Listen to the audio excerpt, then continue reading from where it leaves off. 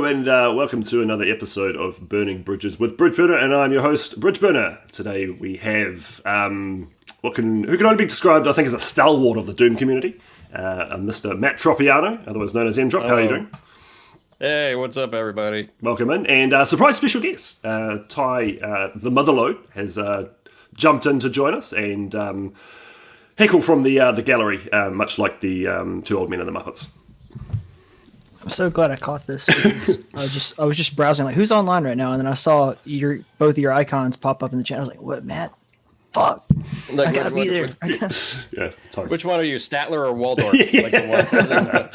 But you know what's the best thing about this interview? What's that? It's almost over. That's not a bad impersonation.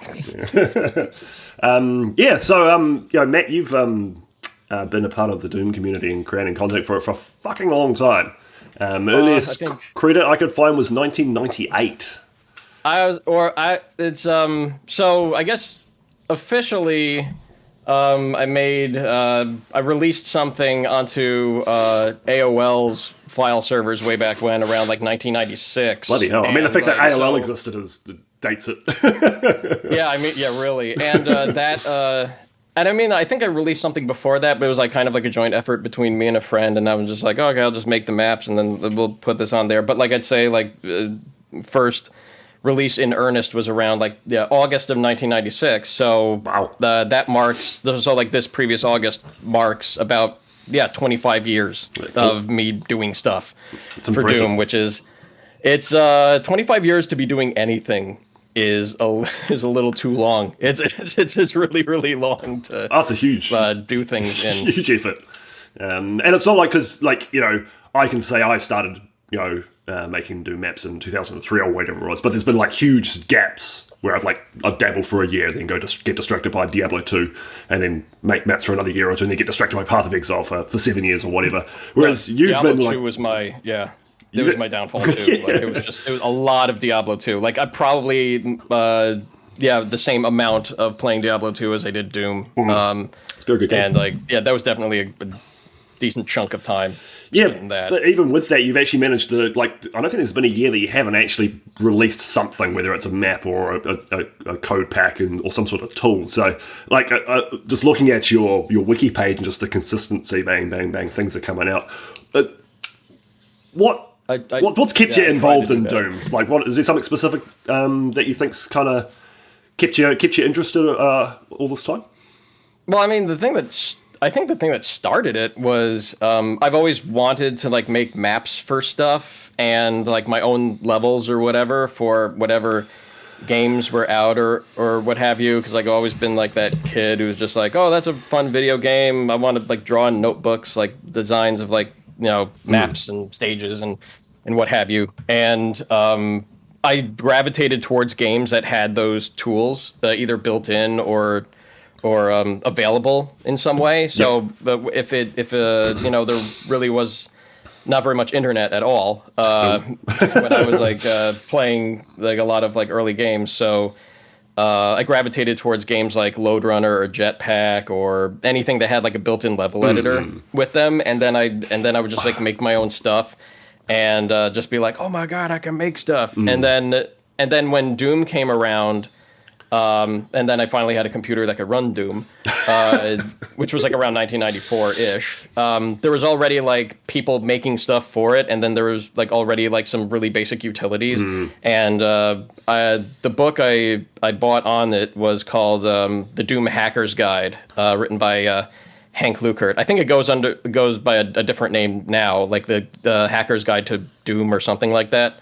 So it had a title change at some point. So it's but it came with a CD full of editors and sample stuff from around the internet that other people have made, and that was kind of my first foray into making stuff for Doom. And then when a friend of mine got an internet connection, we found better tools, and we started making stuff in that as well, and I just kind of continued on. And at some point, I did move on to say build, and then Quake engine stuff. But it was kind of pushing what my computer could feasibly do, and then even when I was like tinkering with Quake and stuff, I was like kind of like, okay, I'm making things, but not making like really really good things. Yeah, because I was going to I have.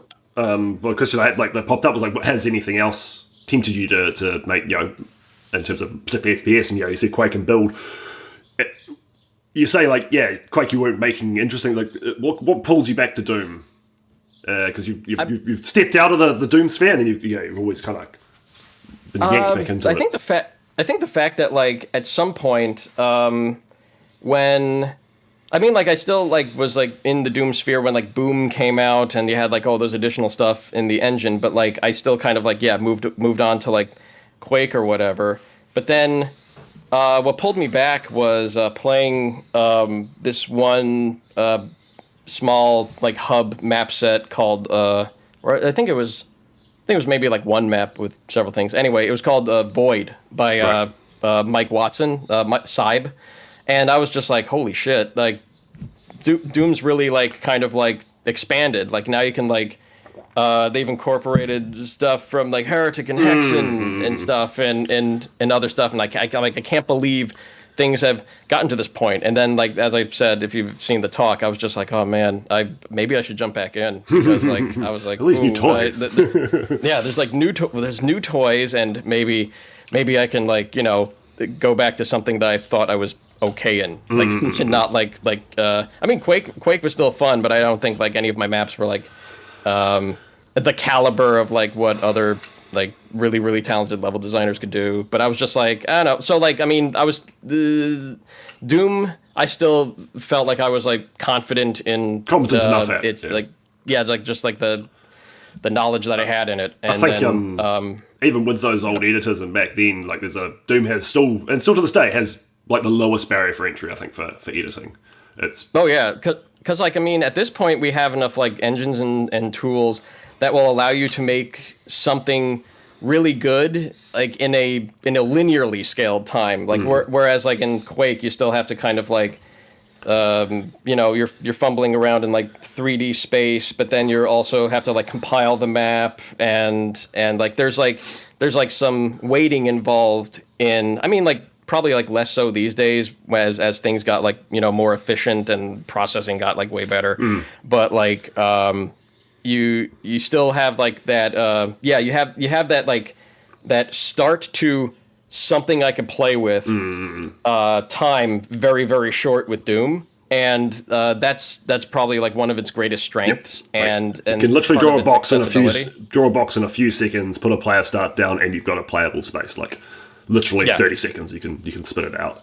Whereas, even Quake with its new tools, you still got to define each wall, each brush. You have to build it physically. Whereas the way that Doom works, you just draw the box, automatically populates it with a height, textures it all for you, playable space. I mean, like, people just don't want, like, I mean, the barrier to entry is like, as we said, it's like very small for Doom, but it's like people, like, I mean, as people get like a little bit more impatient with like making stuff these days, or like have that instant gratification thing is now a little bit more of a thing with like everything just at our fingertips constantly. Doom still fulfills that like that need for, it's like, I've made something and I can see it it's right pretty now, easy to make something that you can experience right when I made it, and and then it's just really good that the more time you spend doing stuff in Doom, the better things hopefully can get, because like it's not like you're and then like it's weird that people can like kind of like feel the effort that's put into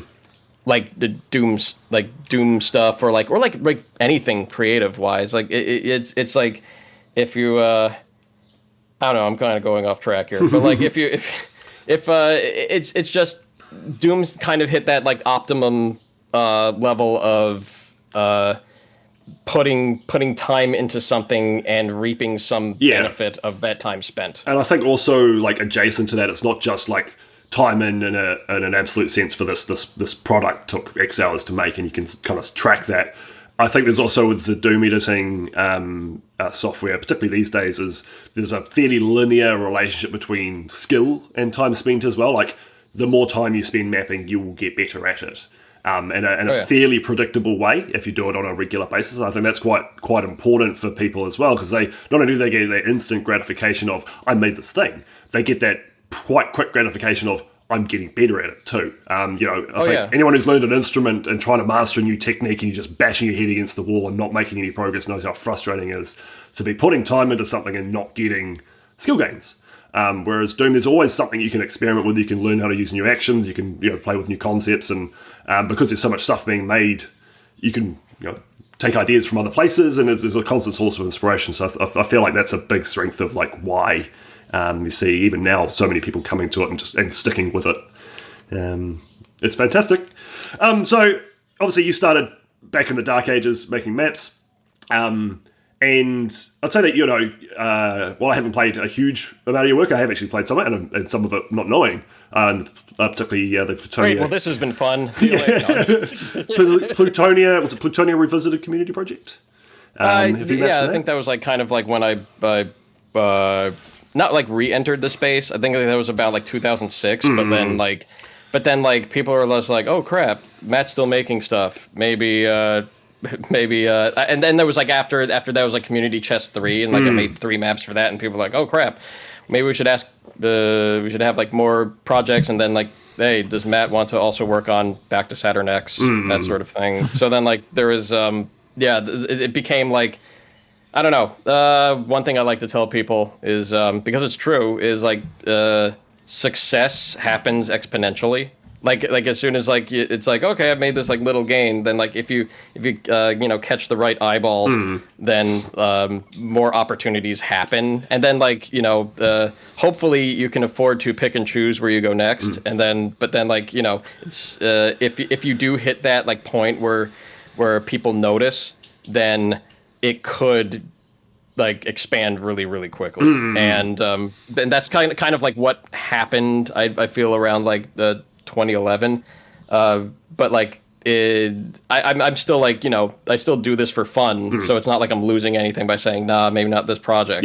But it was an interesting shift, I'd say, in me like getting back into the swing of making stuff for Doom. Yeah, because hopefully that didn't sound too like egotistical. It's like, oh, people are taking notice, but it's like, but I mean, it's kind of like, you put your work out there, and people will just be like, "Oh man, this person, they've got something. I want that for my project." And whatever. Yeah. So, but I think it's important to realize, like, those that kind of notice me senpai moment. Yes, I said that. That was what more than a decade in for you, in terms of making content. So it's not like it happened straight away. There wasn't a lucky break. I wouldn't say. There's always a bit of luck involved in those kind of events, but. There was certainly plenty of hard work that went in before it. So I think, I'd say that your style is pretty classical Doom mapping. And I think that's a big part of that's because you started way back at the beginning, and you can only be influenced by so much when the game's only been out for a couple of years. But would you say your style's changed much over time? Still kind of stick to the core? Have you experimented much with different designs and encounter concepts and all that, or you kind of stick to your knitting, as it were?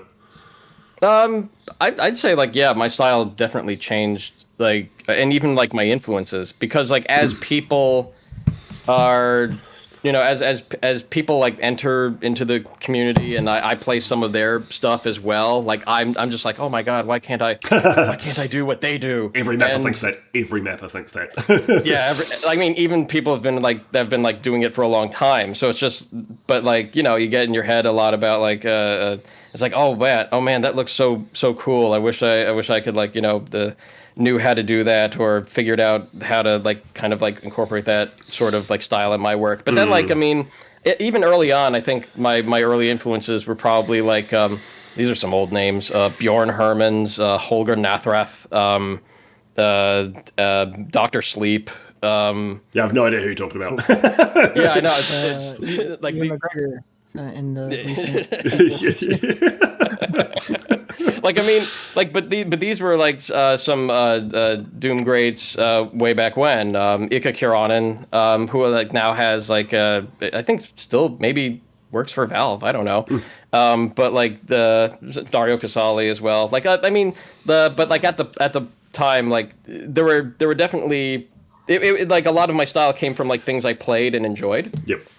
So like a lot of my style was imitations of their style, and then eventually I figured out like, oh, if you know, you can never really truly imitate another person's work. Like there'll still be your design sensibilities in there anyway. So what naturally happens is you in like a very like kind of like a genetic way, you're taking what you like from all those works and then adding your ability to do that, and then that kind of creates your style initially, and then when you become more confident in your skills, you start crafting, you know, what your aesthetic sensibilities are. And even so, the other people that are like the fresh blood to the community will also influence your work in kind. I don't think there's like a single person now that can say that Eric Alm didn't influence them in any way. And that came about. And Eric kind of like was around since like early 2000s and then to mid 2000s, or like throughout like the noughts. And a lot of people after what I call the post-Almian era, people have imitated Eric's work because they like that heavily like orthogonal and geometric style, and then and then like, you know, the slaughter mappy stuff in Scythe 2, and a lot of his work, probably around the Scythe 2 era was like the greatest influence. And I mean, for sure it influenced my work. You could see it in like other mappers like Skillsaw, AD. Dragonfly always talks about Eric Alm's influence on his Dragonfly. work. But even you know, someone like myself, I would like you say, there's no one that hasn't been influenced. Like, me maybe. And then I was like, actually no, Scythe 2, like Templar Gaia. The first time I played that map, just all that G-stone, you know, lovingly crafted in this big, huge, you know, slaughter arena kind of setup. That's a map that stuck with me ever since I first played it, you know, 15 years ago or whatever. So you know, even someone like myself it's not obvious no obvious Eric Alm kind of influence in my work.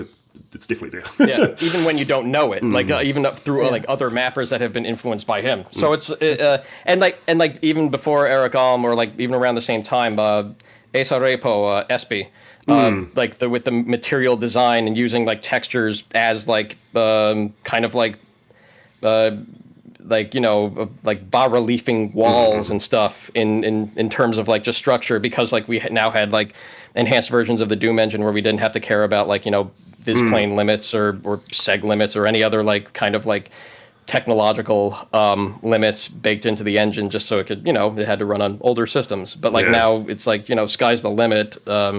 And methodologies have been better in terms of. There are still limits. I keep finding them. Ty, did you have something to say?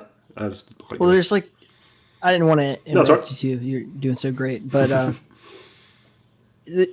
the idea of being influenced by someone is not, as you said already. So that's kind of where I was like, oh, never mind, I'll shut up.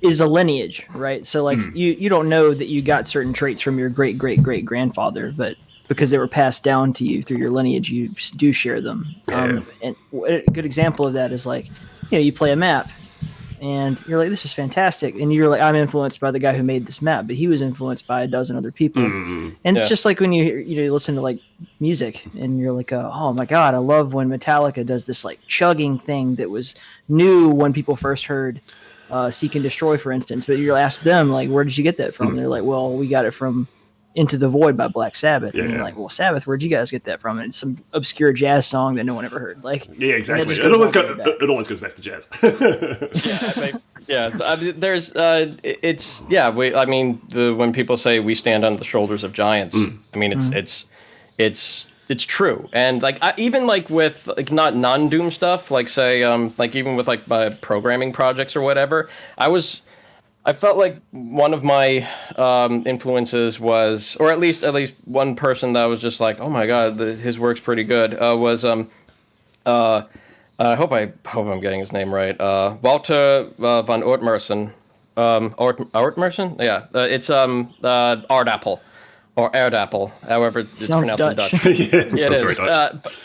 Erdapple is like what, potato? Yeah, I think so. Yeah. But he made WAD C and a couple of other like hobbyist languages and projects and that sort of thing. I remember when I made like the first incarnation of like that Java library for like the Doom stuff. I emailed him about it, and I was just like, "What? I need. It's hard to like critique an API. Can you give me any guidance?" And I like one of the things he said that stuck with me was a library is only as useful as the programs that use it.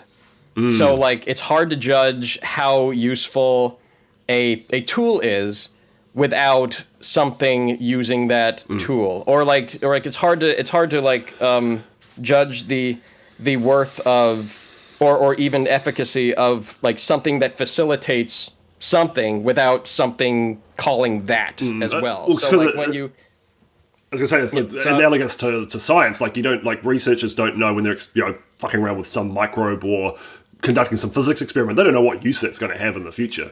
We're just going to do it, fuck around and find out. Yeah, we just discovered this knowledge, or like even like when you get out of like military contracts or whatever, it's like we've figured out how to launch this thing halfway across the world, and it's like, can we like figure out shipping maybe? Like, how do we ship things from across the world? Maybe we could use that like super cannon that they made. I mean, like any kind of like.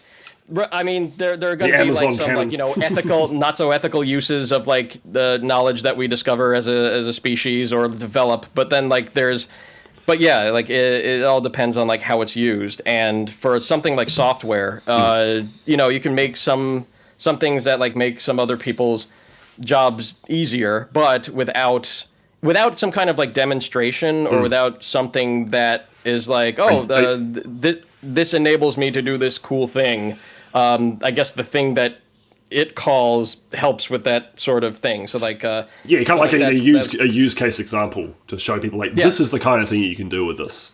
Oh, so that's when I started writing utilities and whatever, because like it used that library, and then I improved the library later, and then I made the Doom tools, like that whole like tool chain for like making stuff, which is like slowly people are acclimating to or like figuring out. What really needs to happen is more projects need to be released and just be like, hey, this thing really helped me out, and then I make tools so that I can do some things easier, but like if you document them well and make them accessible to people that aren't myself, then you other people can use it, and it's kind of slowly catching on, which is like really cool to see. Yeah, because I did want to talk to you a bit about your coding work, because I'll admit it's not something that I'm particularly au fait with. I am not a coder, but it's obviously something that you're passionate about. And I was going to ask you, like, how did you get into it? And like as you said, you wrote a library,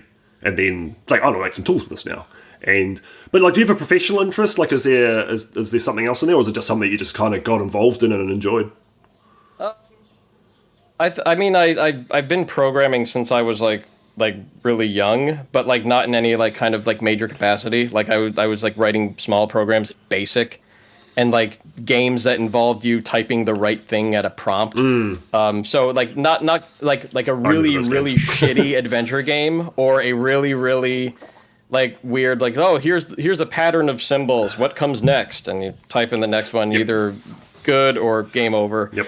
And and then like eventually I just figured out how to do like better things slowly, but a lot of that was still like me just tinkering around with Doom because it was so you're a nerd. Like, make something and like have something. You're a nerd. Sure, yeah, I mean, it's fair to say. It's fair to say I'm quite a nerd. No, nerds are cool. We like being nerds. We'll nerd out about some other stuff later. But knowing your coding background, because I did notice when I was doing a bit of research on you, which I didn't know before that, you've worked on MBF 21. I would say not as a like a design driver, but more of a I guess I guess my role on MBF 21 was more of a since I'm going to be writing a utility that'll hopefully get people to make stuff in MBF 21 or the next backported standards that are still would be accessible to modders. It was kind of made sense for you to be involved from the ground up kind of thing. I mean, my involvement, I would say, would be I'm like a ballast. If things start going off the rails, it's okay, what can we feasibly implement, and what can I feasibly implement? You're the feature creep alarm. I mean, that's how I'm treated in a lot of role. Projects. Adventures of Square, I was project coordinator, and it's just okay, we have to take everybody's ideas, but then it's what can we feasibly do? Who can do it at this point, and what have you? And that is the thing is you don't ever want to say no, but then I don't really have a problem with saying no, especially since when I'm okay, I've learned that when you go, oh, this is a good idea, but this may not work well with what we currently have. It doesn't mean it's a bad idea. It just means it may be something that keep in mind work really well. These connotations and this roll-on effect, and has to integrate with this current feature. And but one thing, because I do want to talk to you about Square and project management and that kind of stuff. But before we leap over there. Curious. One of the curiosities for me about MBF 21 and just Boom in general is why now? Why is there suddenly? Because apparently it only took a few months of work to get it to this point. Certainly not years of work. Was there a catalyst for this kicking off? I don't know if there was a particular. I don't know if there was a particular thing, but I know that there's kind of been this this growing feeling that since I mean it's not so I guess we're going into the burning bridges part of this podcast. No, the one critique I had about burning bridges with Bridgeburner is there seems to be more bridge building than burning, sir. It's an ironic name. A little bit of false advertising. Working our way up to it. Yeah, you got to build the bridge and then you burn it. And then so at the end of the podcast, at the end of the podcast, I tell you to fuck off when you're a cunt, and then that's the burning. Yeah, just alienate everybody. This is the opportunity to start. Saying I was never your friend. No, it's actually an episode of Jeremy Kyle. Yeah. No, I would say there's since ZDoom, GZDoom has been a popular engine, but then in order to do its really really advanced stuff, you the proper way is kind of to learn even maybe a new scripting language or a new way of modding things, and for some people that's still kind of that's the barrier to entry talk. The barrier is kind of raising a little bit. Z-Script has a bit of a barrier, or at least perceived as one for sure. Yeah, definitely. If you're used to decorate, then you can still the actor definition language that's been in ZDoom from 2002, and a better version was 2004 and 5, and that's the version we know today. But and Z-Script kind of adopts a lot of the syntax and language for that, but then also adds on a more C-like methods and also it taps into the source code a bit more, but heavier. A lot of logic stuff. You do so that's a when people are it may not be one of those things where it's it's hard to learn. It could also be just it seems intimidating. I think it's a case of where do I start with something Decorate's relative is an easy one to I'm just going to make an actor. I'm going to make a torch or something like that. Whereas Z-Script is I know I can do all this wild stuff in the engine, or tapping deep into the code. How? What? It's almost you don't know what you can do, so you don't know what to do. You just know that you can do cool stuff. Excuse me. I think the term is choice paralysis. Yes, analysis paralysis. Paralysis by analysis. Yeah. It's where okay, I want to make a new monster. How do I do that? And there are some tutorials out there, but then the tutorial can only do so much in examples. So you still kind of have to there's still that barrier to entry, and especially if you're not going to be confident in your early abilities to make something, so like that just, you get in your own head and stuff like that. But then like MBF 21 I think came around about because it's like, oh, we could still use Dehacked to put some of these like newer things in here, like things that we thought was missing from Boom in terms of modability, and then just kind of like figure a way to port it into the Boom engine or like its successor, like I guess DSDA Doom, for like the speed running and demo preservation, but also it's Boom compatible.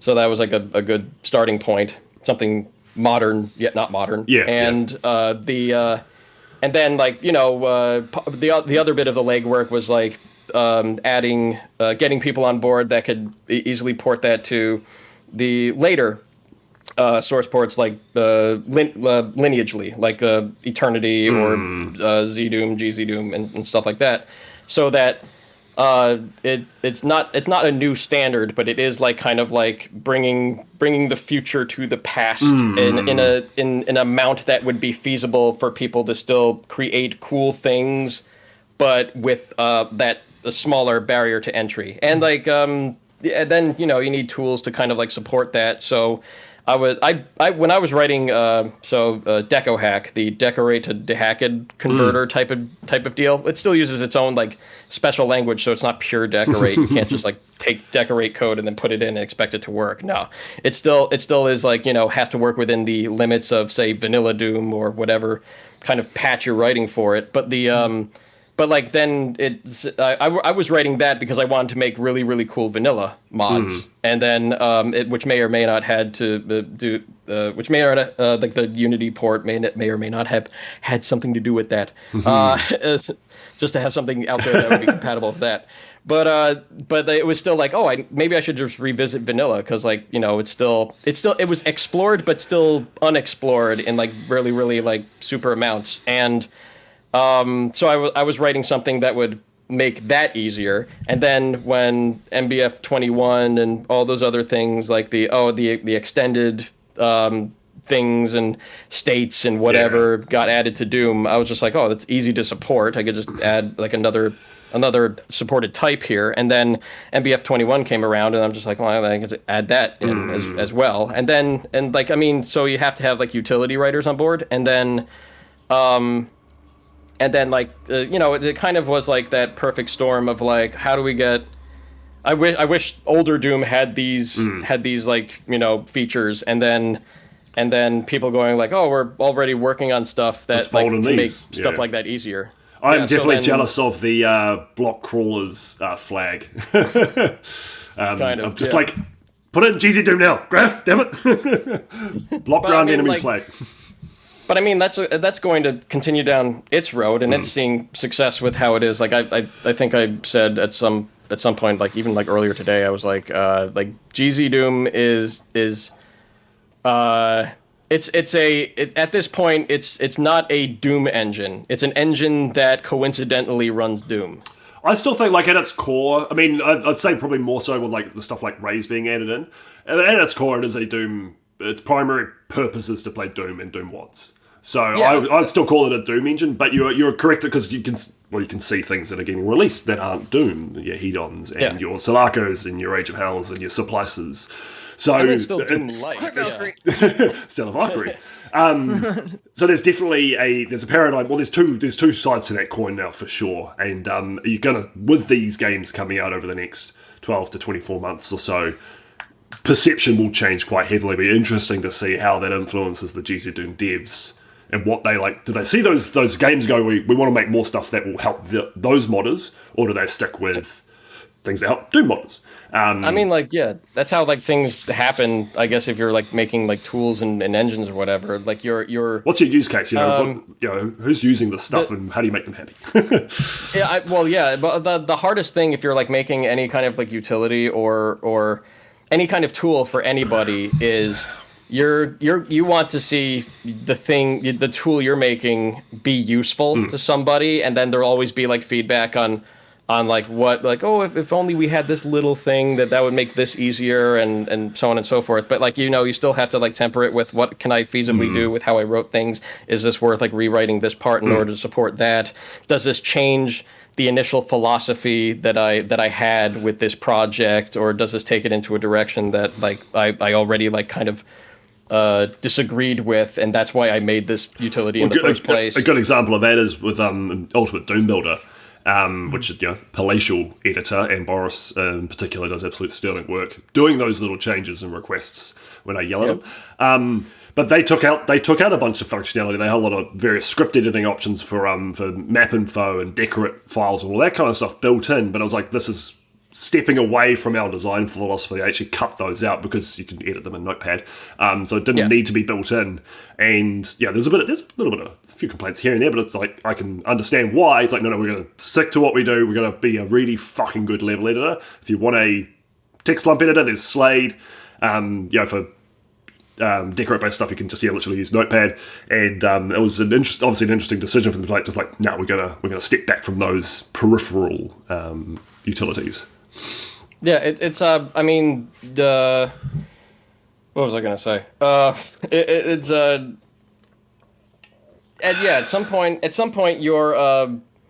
your user base is going to has an influence on where things should go next, and like they ultimately, people don't want to see what keeps people from moving from one tool to another. And I'm seeing this in my like real job is that in order for people to adopt a new tool or something, you have to like kind of assure them that their workflow is not changed too drastically. Yeah. And if people are used to doing things some way or using one tool one way to do something, you have to kind of convince them somehow that this alternate way is better, or does things a lot more efficiently, or enables them to offload that work to another group of people, and then people just meet in the middle, which frees them up to the time it takes to learn things. The time it takes to learn this new workflow will then be saved back, even more so once you master it after X hours. But then there's like there's a trade-off. There's a something that we really liked about this old thing that is not present in the new one, and you have to try to like convince your software people. You see this in the military because they will literally just tell you by this date we will all have moved to this new technology that we've all decided collectively without your input to purchase and sign a contract for, and then it's just like, get used to it. Okay. Yeah, you get that in like practically every industry. Like the IT systems is rife with like, we've moved to this completely new way of operating system and server structure, and it's just like, you didn't check with like, this is everything's on fire, it doesn't work, and then 6 months down the track, it's better, or it's not. Communication is key. Communication is always key for like stuff like this, and that's why I document everything. That's why I need to spend time making like maybe a tutorial for Doom Make, just to tell people it's like, hey, quit. Slade is great, but you shouldn't really be messing around in Slade to maintain your project, especially if a lot of people at once. If a lot of people at once are contributing to your project, and you still want to be able to like fit pieces in and maps in like quickly, and then just like type a short word, and then bam, you have a compiled WAD or something to distribute or make a demo of or something like that. Laughs and PK3 structure. Yeah, so that's what I was like hoping for with a Doom Make, and like you get the hardcore nerds like already on board with it because they're like, oh my god, this makes things so much easier. But then it's like people like outside of that. For like people outside of that, it's going to be harder to convince because some people are really used to like graphical user interfaces, or like Slate is pretty good. Command prompt is very scary, so like it may be better for me to like make something that's like, oh, this is where the project is, and you click a button and it builds this, or you click another button and it builds that. So like it kind of like masks the need for even being at the command prompt at all. So like I mean. So you have to like kind of the hardest part is to convince people that their current workflow, while it works for them, there could be better ways. But people get used to the way they do things because they're afraid to move away from it because they're just like, why would I do that when this thing, I can already do things well in It's this like, way. And I mean, like, having to convince it happens people to me of- too. It's like having to Like, convince it people to happens to stop me using Doom Builder 2 and join Right. Ultimate Doom. It's like, it's even that. It's like it's the same family. It's got very similar UI, and they're like, no, but I know this. It's like, but this is better. Yeah. Come to the better thing. But I mean, like, I make vanilla stuff in Ultimate Doom Builder. Like, I know, like, I've been doing this for, like, a bazillion years in modern time. So it's like, a new tool? Well, if I could still make a map how I want in where I want, then I could learn how to do it. And it isn't like, it's still in the Doom Builder family of editors, so it's not really that Hell, it's that even crazy. pretty similar to Deep Sea, to be honest. Yeah. You know, And then I've made stuff for like at every single complexity of map, from like Doom to Hexen format to UDMF format. So it's like,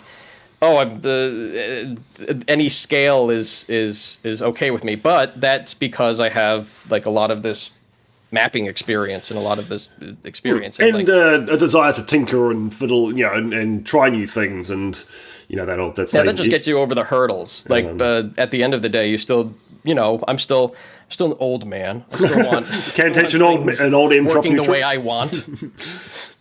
So yeah. I mean, it's going to be a constant no matter where you are. Yeah, for sure. It's a good stepping off point, like that, trying new things and moving into slightly uncomfortable areas to then get better. Adventures of Square.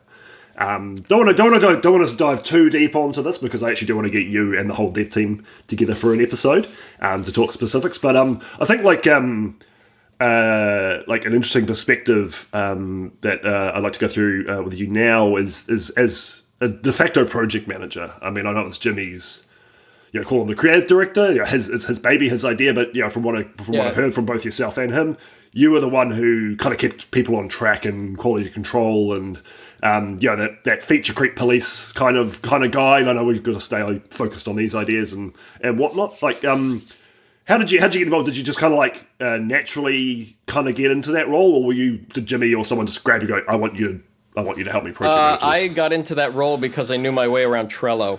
Right. And that was just like, okay, we need to like we need to put things in places where we know what needs to be done, what kind of work it is, and who's working on it currently, so on and so forth. And then when that happened, I was just like, well, things are getting more busy. We need to figure out, who's working on what, who can work on this quickly, or who needs to work on this piece, and who's the primary designer, and whose hands are like these maps in, who's fixing things up, and with like it was about I think a 7-person team at that point. So, and everyone was like kind of like stretched in several different directions, but and we were still in that mode of we don't know what Square is going to be. So what works and what doesn't is still a very big open question. So when we organized all of the ideas, it's like, okay, what can we do for episode 1? And then after episode 1 was done, we kind of saw how things were progressing in terms of tone, in terms of like how things are progressing in the project itself. And like, I mean, I'm not going to lie, there was like a lot of growing pains, and like,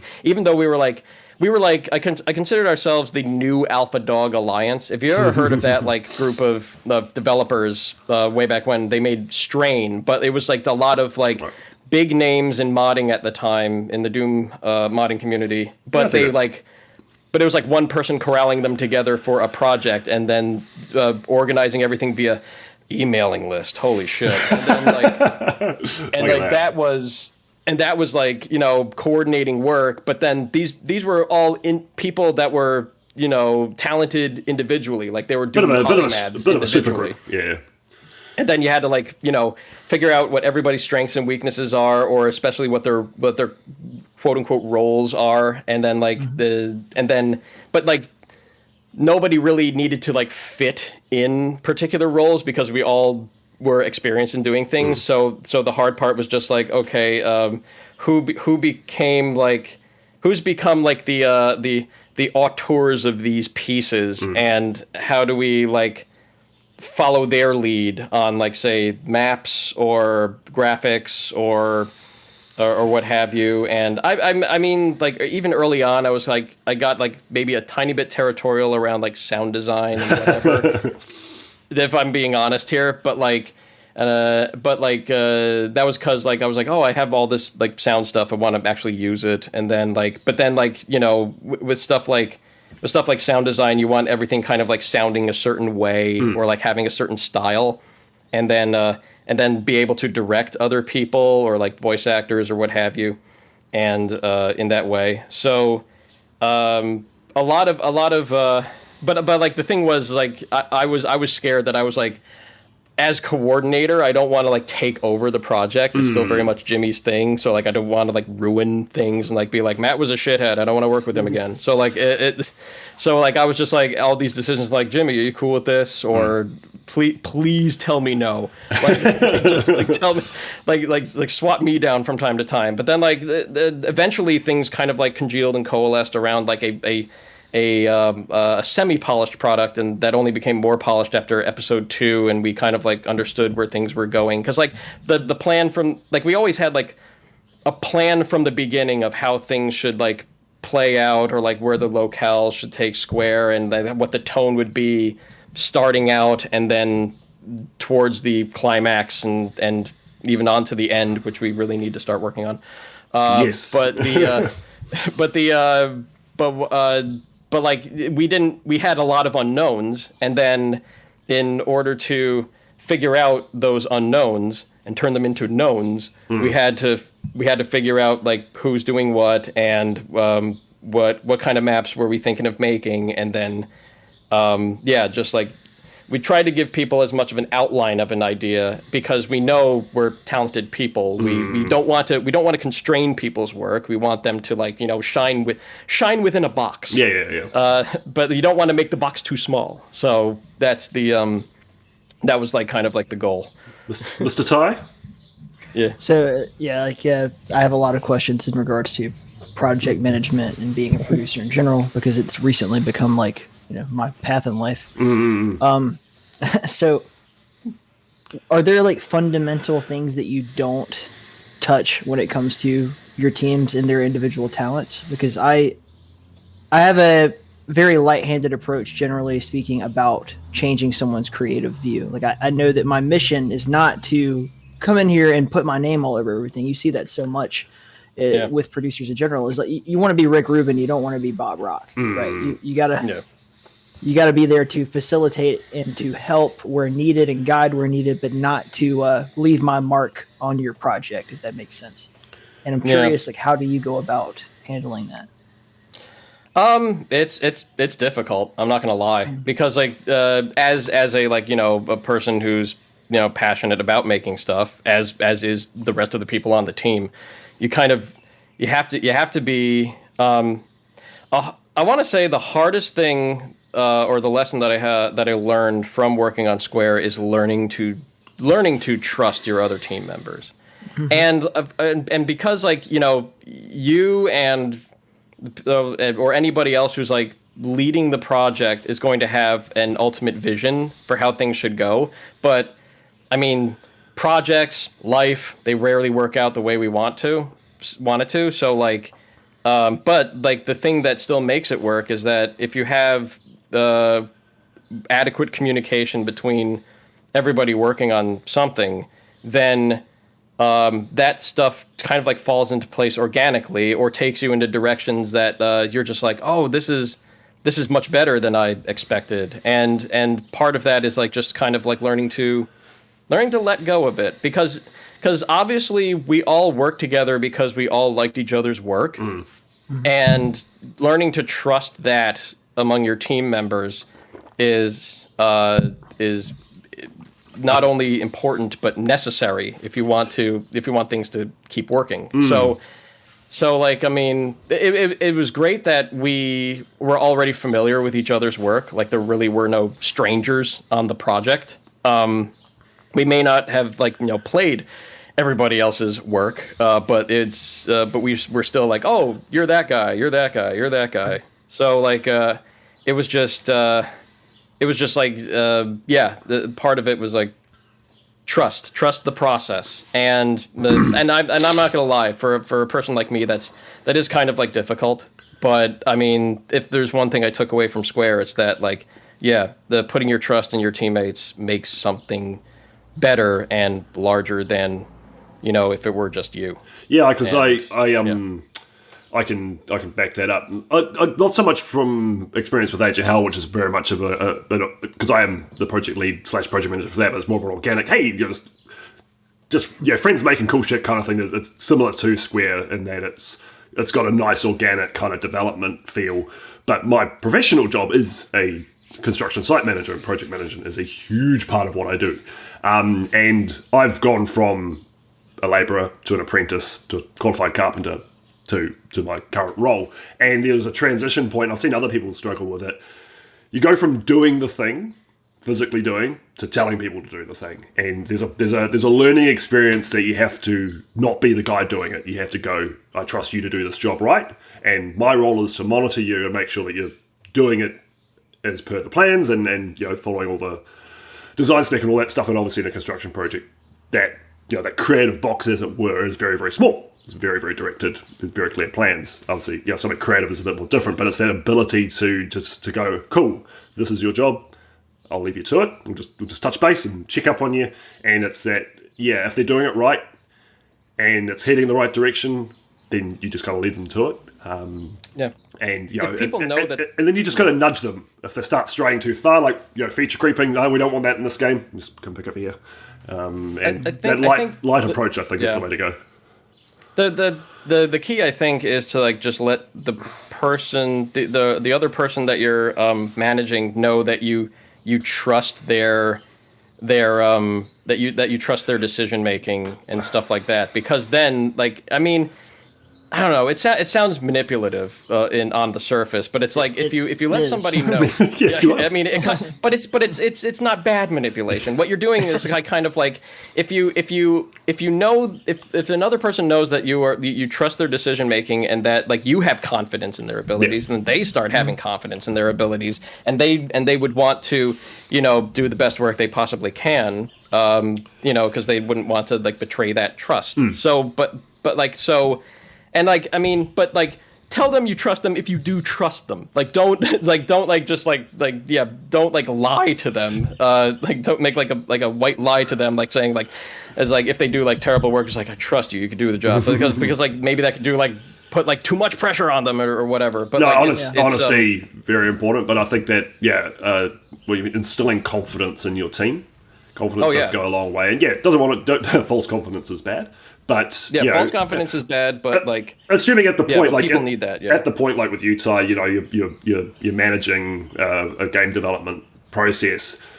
At that point, the personnel involved in it will be pretty locked in most of the time. There might be the odd skill set that you need to go and find, but you've established the skills are there to create whatever it is that they're creating. And I think it's just a case, that you can honestly then say, I trust you, be confident in your work, that it's good. I think one of my greatest failures early on with Stellar Valkyrie was I'm not going to say trusting them too much, because obviously like Uber Gawai and Scumhead are experts in their fields. They know exactly what they're doing. It's still like not proven in a larger sense in a commercial world necessarily, but I trust them both completely to do their jobs. And my mistake was I trusted them to function in an environment where I say, like, you guys just do your thing, I'll see you later. Not a good idea. Some people do need, like, a little bit of, like, redirecting on the path. Yeah. Like, because especially if you have an idea of how things should go, it's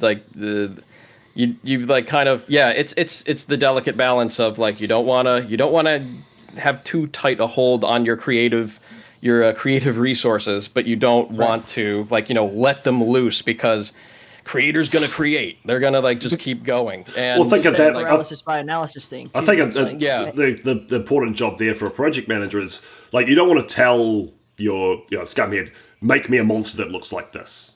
You don't want to do that, but you want to say, make me 2 monsters by over the next 2 months. That's your job. And here are the parameters. Yes, one needs to be we need a flying enemy, and we need like a rate, just broad kind of general scope, give them some guidance, and then, it's Scumhead, he knows his art style, he'll make it look, it'll fit the game, you don't have to micromanage the visuals and that kind of stuff. And then it's like 2 weeks later, or a week later, or whatever, you have that little catch up and give them a little poke, where are you at? Have you made anything? Nope, you probably should. And that's like that touching base with your team, if you are driving something to that you want a deadline for completion roughly, release by fall of 2022 or whatever. You as a project manager, you should have kind of like a Trello or whatever could be written, just scribbled down on paper. We need to hit these milestone dates. We need to have bestiary complete by date X. We need to have 3 levels by this point. All the levels made by this point into testing these months to meet this release date. Well, Matt, one of the things I'm curious about is like your tools of the trade. You mentioned that you were kind of de facto the project lead because you knew your way around Trello. I'm currently using Jira, which is that's an animal. There's a huge debate whether you pronounce Jira as like Jira or Jira. I pronounce it piece of shit. It's Jira because it's named after Godzilla, Gojira, right? Yeah.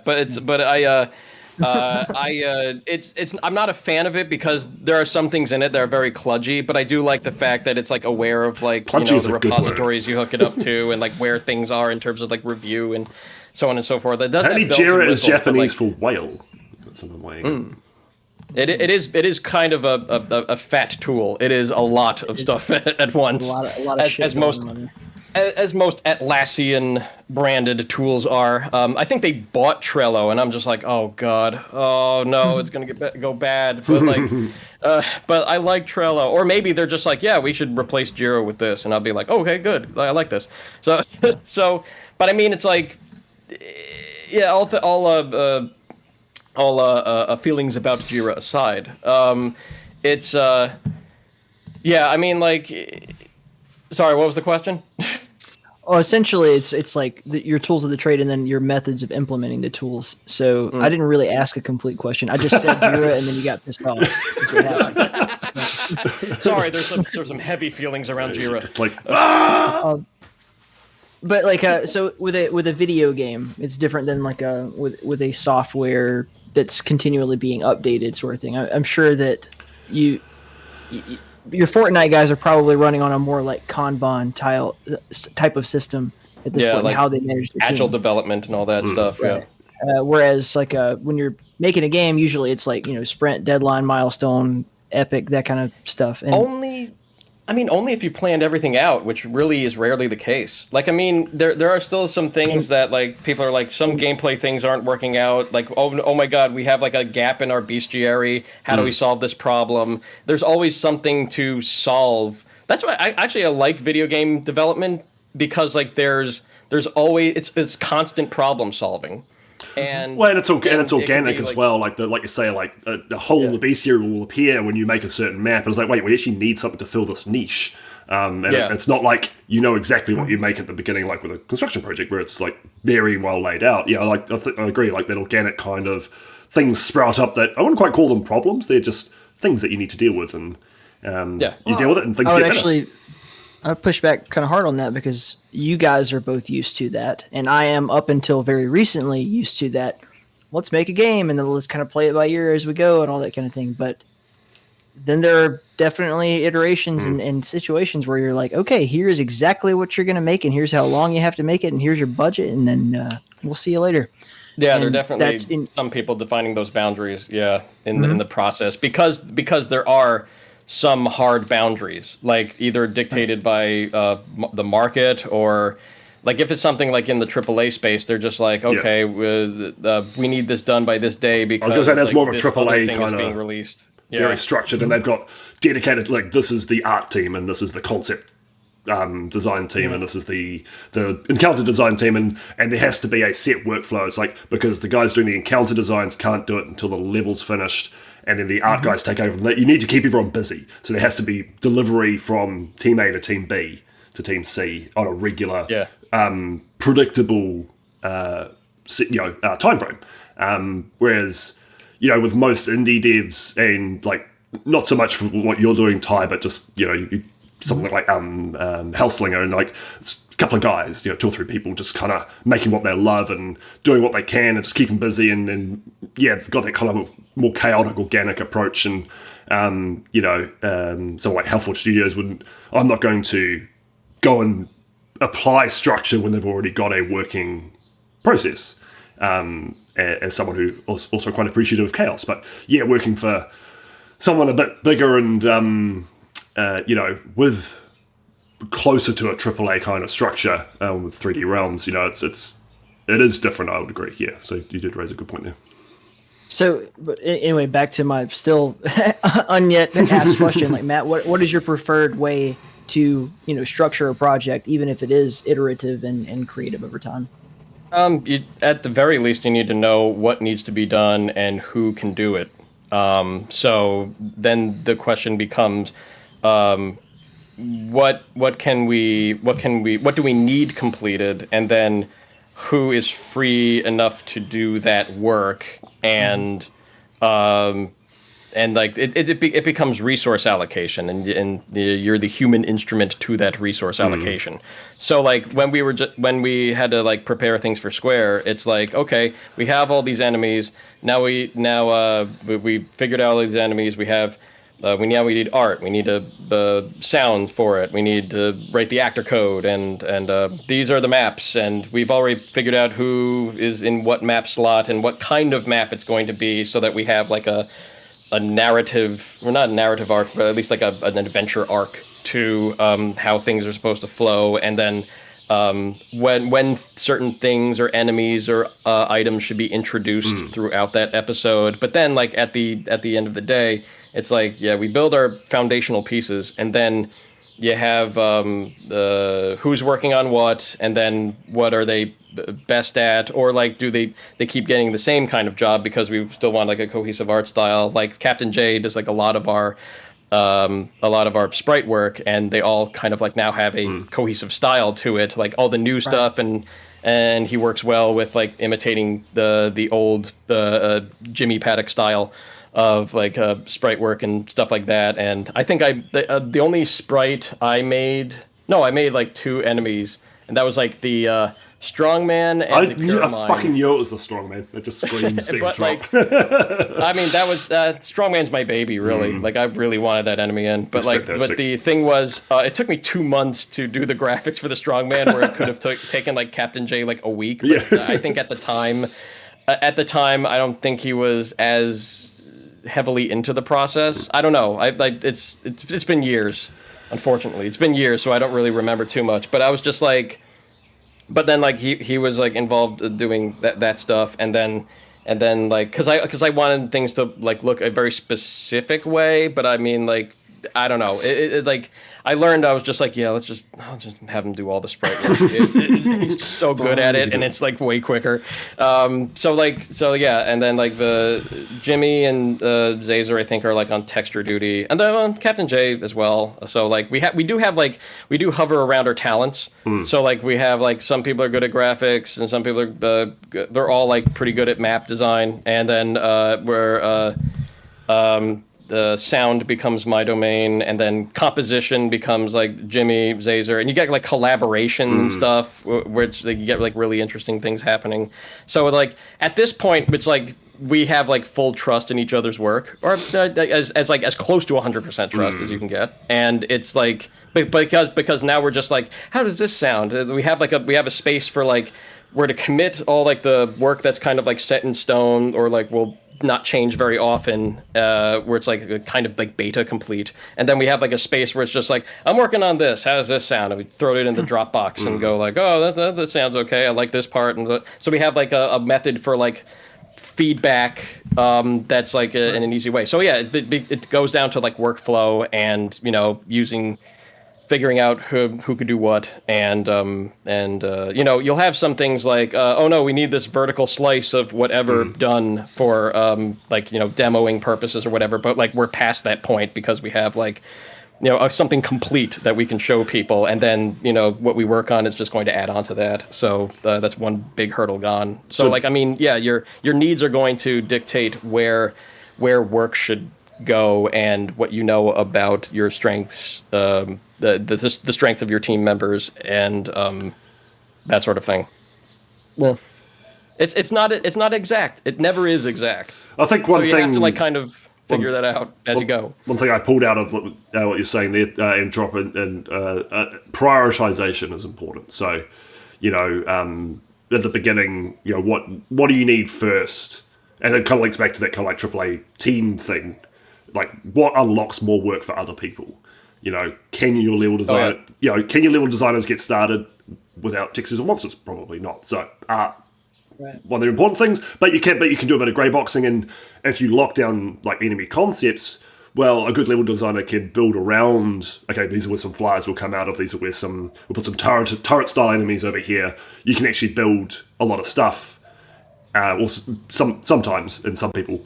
But yeah, figuring out what are the really high priorities. These have to be done first, and then there's like the list of there's a big bunch of stuff. Something like the shotgun sound. Shotgun needs some sound, but that won't stop people making levels and won't stop your dev team making important progress. But it needs to be done before a demo release. So you kind of like have like an A list and a B list and a C list kind of thing of work to get through, and that they'll evolve and change over time, and you'll add bugs in, and some of them will be minor, and some of them like, shit, we have to fix this right now. Everyone stop what they're doing. We've got this issue to sort out. I think that's a really critical thing from a project manager's perspective, is like, what's the most important thing to be working on right now. A maxim that I always return to is a good manager knows how to make work possible for the people that are working with them. Yeah. Them, him, or doesn't matter. At the end of the day, as if everyone's busy, you're probably doing your job right. Yeah. Like you want them to be able to do work, and if that's not possible, if somebody's like held up on something, you have to figure out if they're how to either something to fix, or figure out how to reprioritize what's blocking them. It could be something outside of work, and then it's just like, okay, we need to plan around this, and who is available, and it's just like, I mean, communication is always important, and for that's sure. like when ability or skill set is not measurable, then it becomes a measuring, that sort of thing. Yeah, I think it does always come back to communication. And management of expectations, both of your own and the teams. And what you're saying before, Ty, about how you just kind of let the Stellar Valkyrie team just do their thing in a off in the void somewhere, and that didn't work. The error there would have been like, even if they were going to thrive in a chaotic kind of workspace, you still want to be touching base with them and checking in and be like, hey guys, how's it going? What's the progress like? And pretty regular updates. Without to give an example, seeming too overbearing. Yeah. To give an example of like what I mean by this, it's like if I leave them alone for too long, and don't say much of anything, I'm just like, hey, you guys do your thing. Or like, for instance, I like some personal shit going on, and I need to like 2 weeks. I'm like, I'm just dipping out, guys. Like, I'll be back. Keep doing your thing.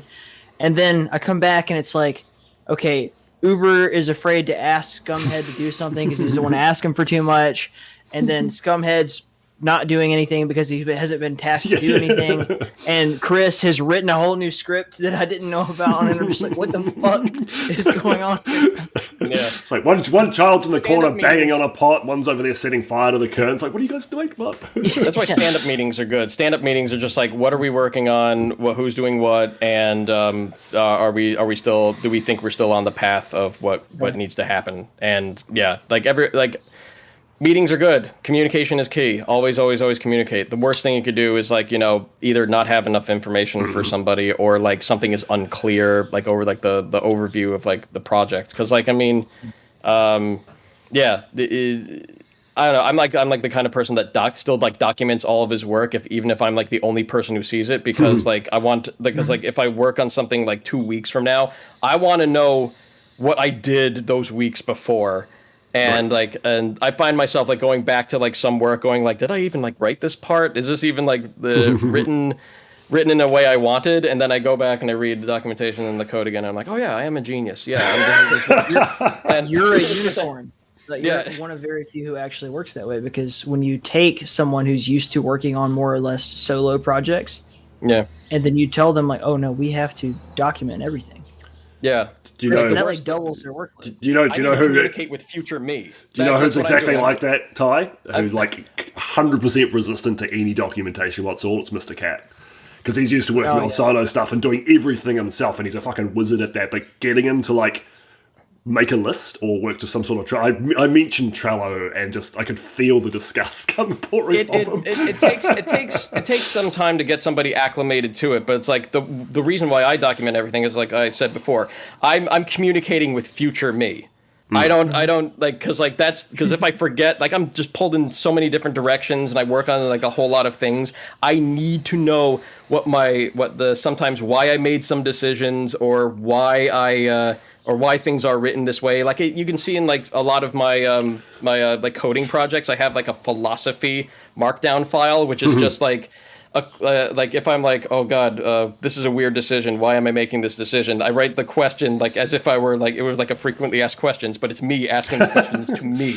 So it's like why is this a certain way? It's like, I decided it to be this way because blah blah blah, and I thought it would like work blah blah blah blah. And then like I want my workplace to do that too. But like it's but like if you have a bunch of people that are like not used to writing that sort of thing, or people that have that like mentality, or like good work needs no documentation or something like that, or like good code does not need documentation, it still feels like, yeah, this is where I'm going to burn the bridge. It's like the thing that like annoys me the most is like when there's like no like importance placed on documentation or that sort of communication, because I mean, like, I'd say especially in a lot of different industries where like people, I would feel like disposable or whatever, the knowledge that they have they think makes them valuable, when really it's like, you know, the way they go about fixing problems truly makes them valuable, or like whether, you know, they're it's the team player, like that expression. But I mean, it's true. How well you work with other people is what makes a person what gives, and this is just my conceit, that's what gives people their value, not so much what they can do or what their exact abilities are, but like if they know how to like communicate with others and then figure out you can always work towards the common goal. You can always teach a technical skill. Yeah, you can always teach a technical skill, and then you, like you say, like work ethic, the ability to work well with other people, that's a hard thing to learn. And that, like, if you find someone that you just get along, you'll be productive. If you guys get along as a group, you'll make shit happen. But I mean, like, the thing that's like, I always feel like if there's like information withheld or like documentation not written, then this is where like my paranoia comes into play. It's like they're kind of like elevating their importance artificially, because then they become the sole knower of that knowledge or that experience. So I've definitely seen that in workplaces. People trying to it's like protect their job. Sabotaging everyone after you. This like, happens all the time with programming. Yeah. But like, and people mistakenly believe that is what, like, you know, keeps them on staff or that keeps them part of the project, because like they can't get rid of me. So much knowledge disappears with me and whatever. But it's like, no, a lot of what makes you valuable is, you know, if you can share that knowledge with your team, that like creates a better foundation, that creates like a more solid foundation for everybody to work towards that common goal. So it's that's, I don't know, I can go on and on and on about how much that ticks me off, but like but like I try to do my part by sometimes maybe even over documenting things, like writing Java doc code for private functions. Do you really need that? You just need one comment about what it does. But write the Java doc for like the protected methods and the public methods, and like even like if you're writing like a web service, what each parameter does and so on and so forth. Like it's like you don't want people to. You want people to miss you if you leave, but in the good way. It's like, oh man, oh, they did such good work and they were really good at documenting all this stuff. I don't know if that's just what I want for me, but like it's you want to make, you don't want to make your presence felt. You want to make your absence felt, but like a good baseline. Speaking of burning bridges, you want to you want to be invited back. Yeah. If it ever comes to, you know. Well, you want to if you can leave a job in a way that means you can go back to it, then I think you've done well, both like in a personal sense, like you're not being a dick, but also like we value your efforts and contributions so much that if you come back to us in 6 months or a year or 2 years down the track, we'll happily take you back. Like, they're back! Yeah. Oh my god! Yes, Yes. like they're not like, oh fuck that. Documented again. They're not like, fuck that guy because yes, they were good at their job, but they're a dick. Fuck them. We don't want to work with them anymore. I can write like documentation in like the ACS code for Square. Like I'm just like, this is what this script does. This is what this global script does. Like going back and trying to like be debug a year-old map or something, or like change something that you were working on, or like what the fuck was I doing again? Why did I build this room? I'm so glad that UDMF has comments. Yes. I'm so glad that UDMF has comments because it'll be like, this sector is here for this reason. Do not touch it. Don't delete it. Matt, you're also a rare individual who self-documents the work that they have done and completed, because like I've ran into so many people that are like amazing game designers, but I'm like, okay, do you have like a list somewhere of everything you've done? And as a podcaster, as an interviewer, that's useful to me, right? So if I want to know what Matt Tropiano has worked on, I'll just go to your website and I'm like, I can look at all of it. And there are a bunch of people who are like, oh, I don't have shit. Like, if a tree falls in a forest, like you might be the best goddamn programmer in the world, but if I can't prove that to someone else who wants to hire you, what do we do here? Yeah, I mean, like, but that comes back to like, so there are a lot of people that like make stuff, but then like, and they could be like, oh, look at all this cool stuff I made, but like, there is an anxiety like to like release your work and like push things out in the world. That's like even people that are experienced at doing that like still have that, oh god, I hope they like this, and like I've spent so much time on it, and like, oh, is this my sophomore slump? They won't like that like previous thing I made. But then like second album syndrome. Yeah, I mean, if you care about your work, you're going to feel that anxiety over, like, you know, are we putting time into things that like will hopefully be worth someone else's time? And the only time you can prove that to other people, or like even make that like hey, I as you can see, I can design maps pretty good and make things look cool, and without putting your work out into the world, nobody will ever like there's no proof, but you have to kind of like I'm not gonna lie, self-promotion is not a skill I have, because like I always feel like, oh, who the it's like a confidence or an insecurity thing. It's like, who the fuck am I to like push things out into the world and believing they're worth somebody else's time? Like classic imposter syndrome kind of. You come across as like a really humble guy in general. Like the way that we met was we were sitting there having dinner, and I was like, who the fuck are you? And you're like, who the fuck am I? Really? and that's coming from the same point of view. It's like, who the fuck am I? I don't know. But you just handed me, you didn't say anything. You just handed me the card, the Big Brick Games, like Square card. I have it somewhere. I can't dig it up. That's great. But I'm just like, oh, okay. Well, whereas I'm like, I'm motherfucking Bridgeburner. Like, I mean, I was gonna joke that it's like when people tune into this video podcast, they'd be like, who the fuck's this guy? This isn't Jimmy or Arlene or the guy who made Proteus. Who's this guy? Well, actually, that's it's completely different. That's why when you approach me, it's like, fuck yes, I do want to get, like, you know, and I used the term Star Wars, and that wasn't the flipping through anything. Like, you know, people like yourself, while they don't, you know, get their name written large in the sky and in blazing fire and glory, you know, it is, you know, that kind of journeyman that keeps the community going. And, you know, yes, you have been involved in, you know, some pretty big projects, but it's still very much behind the scenes. Like, not many people are aware of the stuff you did with Square, or the fact you're in BTSX, or... I'm so scared to have, like, a spotlight on me, if I'm being honest here. Here it is. I'm scared. This is, you know what, this might be betraying kind of like where the story for, or at least like the backdrop to the story of episode 3 of Square is kind of like leading, but it's like I am so scared of being placed on the pedestal. I'm like so scared of like that, like kind of, because it destroys people. Like when you see like the people in the indie scene who have like made things that people like, there's that going mainstream kind of moment, yeah. Yeah, kind of like there's not like so much. It almost is it's almost borderline worship, but it's not really. But it's kind of like, okay, we want this person speaking at our conventions. We want this person because like, oh, they're people know about them, and that will bring people to our like, you know, conventions and stuff like that. You become if you hit that, like there's a specific level of like fame or notability, celebritydom.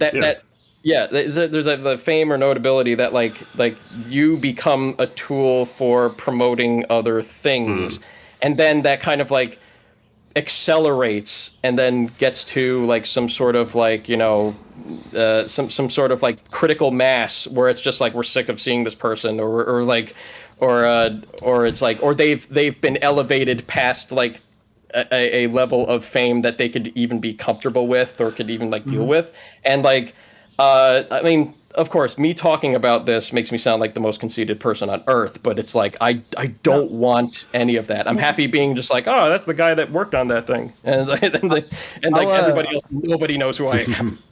I'll open up on that a bit because I think that Bridge and I both hit that point in our lives way too early. Probably. It's not something I usually don't talk about this publicly, but I'm around a lot when I appear to not be around. Like I don't hang out as much as I would like to in the Keep Discord server, like the actual public server, because I am afraid when people show up and they start talking to me that they're not just talking to me as a human being, they're talking to me as a potential route for them to attain some sort of like whatever for their game. Like and even at like the level of the level of success that In the Keep has had so far.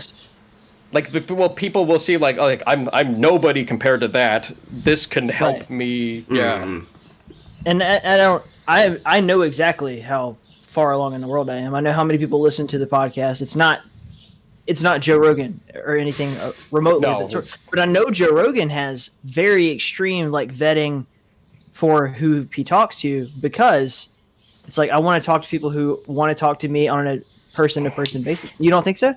I think like he definitely wants to have people on the show that he wants to talk to, but the cynical side of me is like, oh, this person is in vogue. This is an opportunity to get them on the show. And this helps, this helps viewership for the podcast. I won't air my opinions of Joe Rogan because I won't stop talking. My opinions are very, very cynical in that way. And it's like, I mean, like there's the discussion of who he platforms, but it's like, but like, I think it's just very much a not a numbers game, but it's definitely the bring somebody on that'll bring more eyeballs to keeping him employed. Anyway, we're not here to talk about Joe Rogan. Anyway, I'm using this as an example of a gigantic podcast, right? Like that people see as an opportunity to promote what they're doing. And then oftentimes when you get to that point, it's no longer like a human conversation. It's like all the great things I've done. It's like being on David Letterman or some shit like that. And that's not what I want to facilitate. And I'm terribly afraid of being in that position. So I think like with someone like yourself, Ty, because I've known you for a while now, but the way that you go about I think because you are a very genuine person, I'd say there's actually pretty low risk for that to actually affect you. You're pretty fucking down to earth. Maybe I've worded it poorly. What I'm saying is I find it annoying when people do that. Okay, I don't want to have that conversation. That's fair enough. I thought you were worried that it would like keep happening and kind of push you into a different sphere, because that can happen, and celebrity ruins people. They get pushed into the limelight in ways that they're not like prepared for, or particularly with like you look at like child stars and stuff like that. What happens to them when they end up mega famous at fucking 12 years old?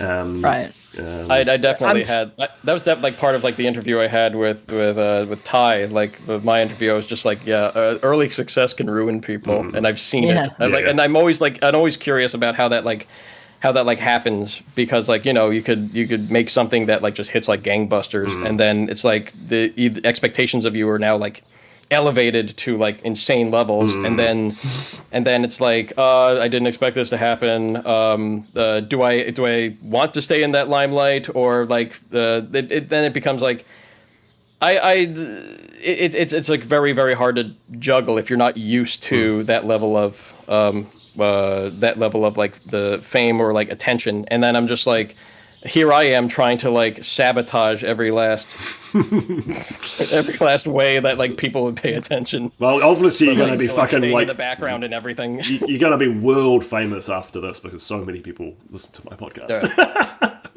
I just want to be I just want to be the guy that's just like, oh, he made that thing. It's like, oh, cool, and then that's it. Those guys are very, very important. Very, very important.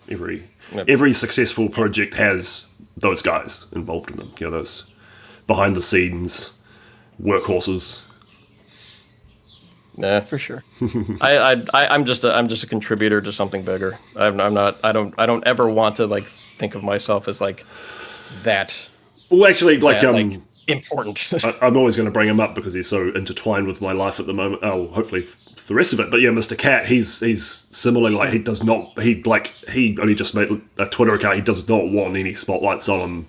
He does such amazing work, and like very much like front facing work, like not behind the scenes kind of like the stuff people see, in Age of Hell, and I know he's got a couple other things cooking up, and but he he does not want any attention for it. It's like, but you should, I kind of want to push him out there into that spotlight. But Value that humility. Figuring out. If people start figuring out how good he is at what he does, Bridge, then they're just going to hire him out from early.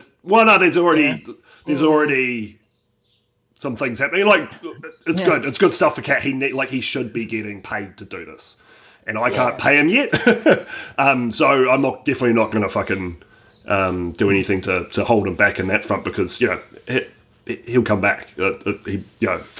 Well, maybe not, but the cat came back. I get the impression that he enjoys working with this kind of stuff too much to ever abandon it. But no, he does have finally a little liberty to say, but some genuine paid work coming out of it, which is fucking fantastic. It's fantastic. Mm-hmm. Yeah. So is he going to work for Rocketworks or what? No. Okay. I'll tell you later. But no, it's not Rocketworks. So this has been a good journey, I think, through your work front, MTrop. You do actually have fingers in many pies, and it's, you're not just a mapper. Coding and project management, and it's a pretty impressive skill set, to be honest. Try not to be really active with those fingers and those pies, because like I'm already super busy. Like I have to, I don't know. There's a lot of real life stuff I need to like fix and do. I can't like just always like be. So who do we need to yell at? Who do we need to yell at to get Square Episode 3 going? I've tried Jimmy. Yeah, I mean, like yelling at you now. I mean, like the nice thing is that like I feel like that's also like helped us like find jobs and elsewhere and stuff like that. So like when life happens, and especially when something isn't making isn't going to make us like money, it's hard to like kind of like be. I guess be motivated to work on that again. But like, it is impressive that I think just about the whole team is in some way professionally employed now in the industry, which I think is fantastic. Like you can seeing people make that step. In the industry. I kind of want to be in that industry. Because like I'm afraid of like hating what I like to do. There is that risk. If it's like if it becomes my job.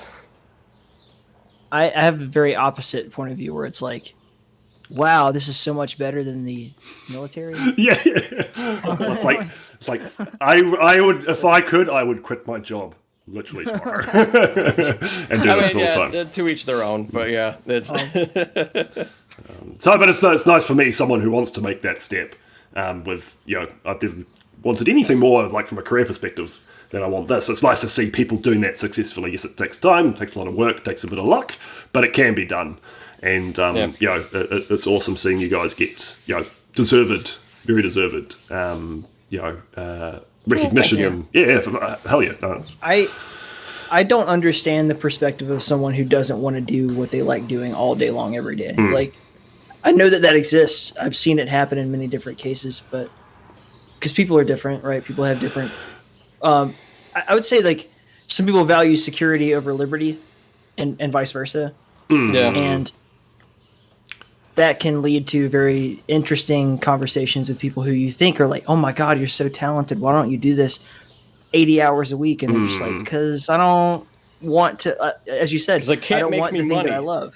Well, it's also being... I need to live. I need to keep a roof over my head and food on my plate. Yeah, and like turning something, and this is particularly true, I feel, with creative endeavors, turning something that you love doing into something that you have to do does change it. And because I've gone through, like, particularly with like the lockdowns and stuff, I've had a fair amount of free time, and I've used those opportunities to approach level design and game development as a job, as if it were a job. Okay, I have to do this. Make myself do 40 hours a week, and try and hit those kind of full-time in quotation mark hours. And it does take a mental shift, and it does remove a lot of the enjoyment. So if you can do it, like, I'll do this really passionately when I feel like it, and I will sink in those 80 hours a week over the holidays kind of thing, because I'm having so much fun. Sweet. And then you'll notice those people, then you don't have to do it for 6 months if you don't want to, because it's just a hobby. So moving it to like, you must do this, does change the way you have to approach things. And then there's also the added element of like just money involved stresses people out. And if you get that stress getting put into the thing that you enjoy, well, you're going to stop enjoying it because you're stressed. Like, even if the work itself doesn't change, that pressure will cause you to start disliking and even hating what you do. It becomes a bad feedback loop. Like when you go back to doing what you ostensibly like to do, it just doesn't become what you like to do anymore, because the bad feelings come along with it. You look at the pain that some people go through just making Doom maps for theoretically fun. The angst and worry and stress they have over what is a hobby. They still keep doing it because they do love it at its core, but the negative emotions associated with it gets pretty high with a lot of people. It's quite common, and I can definitely see why there is a lot of hesitation within certain people to take that step into the professional realm. Me and you, Ty, we're very different and want to push hard into it as quickly as we can. And I think MTrop's perspective is probably more common. I've seen a lot of fantastically creative people like, as soon as they get to that point, they're just like, I can't handle it. And I get that. Like, Arlene left a pretty good comment about her aunt, like, growing to hate art because art became their job. And I think that there's a definite mental shift when you go from that point of view of like, this is what I do after I hate my fucking job, and I just want to like get home and like work on the thing that I'm passionate about. And then you put in like 8 solid hours of just pure anger into what you're working on. And then as soon as that hated day job goes away, and it's like, I can do this all I want, it's like your motivation level drops. And I experienced a little bit of that, but it took me like 3 days, and I was like, oh no, that is awesome. It comes and goes, I would think. It's an interesting transition that obviously a few people are going through at the moment. Be curious to see who's still doing it 2, 3, 4 years down the track. Whether they've made that step to full time, or they're still dabbling or working 2 jobs or whatever. Matt, I had a question that I have been beating myself up for it's been like a year and a half or something like that. Because you were on the podcast, I never asked you about TAME, and I was curious. I'm just gonna fill up my water. Text adventure module engine. So oh wait, I think my voice is coming through on Bridges. No, you're good. All right, I'll try to talk softer. So So TAME was the text adventure module engine. So that was like an idea I was like kicking around for like a while, and that was because like I don't know, like I'm very much into linguistics, and especially since like I was like, I want to write like an adventure game of some kind, but then like learning a lot of like utilities and whatever was kind of like a barrier to entry, and then like then it became like an exercise of like, can I do this? Like, can I actually write something like this? And eventually the answer became yes, I could. But then at some point I was like, if I were to release this tool into the world to make something that would enable people to make stuff like this, like what are its strengths? What are its weaknesses? And that came about because I asked one of my indie acquaintances where I was like talking to them about like what I was working on, and they went like, why would you like make your own engine when like something like Inform or whatever exists and might allow you to do what you want easier or something like that. And I was just like, well, like I backpedaled into that I just, I'm like, this is a learning experience for me, but like in the back of my head I was like, you motherfucker, why did you throw everything into doubt in my brain? But they were right to say that. I was like, what does that tool do better, and how do I let people know that it can do some things that these other tools can't? And I was like, well, okay, what it has going for it is probably like a better logical language, an open-ended way of like, defining verbs and whatever, and then like separating logic from graphics and whatever. So it became like a project of like, if I wanted to add something graphical to it, I could still do it, and then also still have like the text interface, or even like write a bot around it that could like, you can make text adventure games happen in IRC or Discord or whatever. I need to write the Discord one, but I've written the IRC one kind of. So like it's so it became like an exercise in like, not only like software development, but then I was like, oh crap, I didn't make a game in it. And then I used the so there's this thing called like the Train Jam, which happens from which is like a game jam thing that happens on a single train trip from Chicago to Emeryville, California. That's a cool idea. And like you have like about 52 hours to make a game, and like so it's like you're like just on this train ride. It was more than 52 hours when I went, because they had to like back up because like there was like a giant snowstorm in the upper Northwest, and then Nebraska was flooding, and it's like, oh crap, we got to back things up and replan the route. But then like during that time I was just like, I'm gonna make something in TAME. I'm gonna make something. And then like and with like the theme of what it was, I think it was like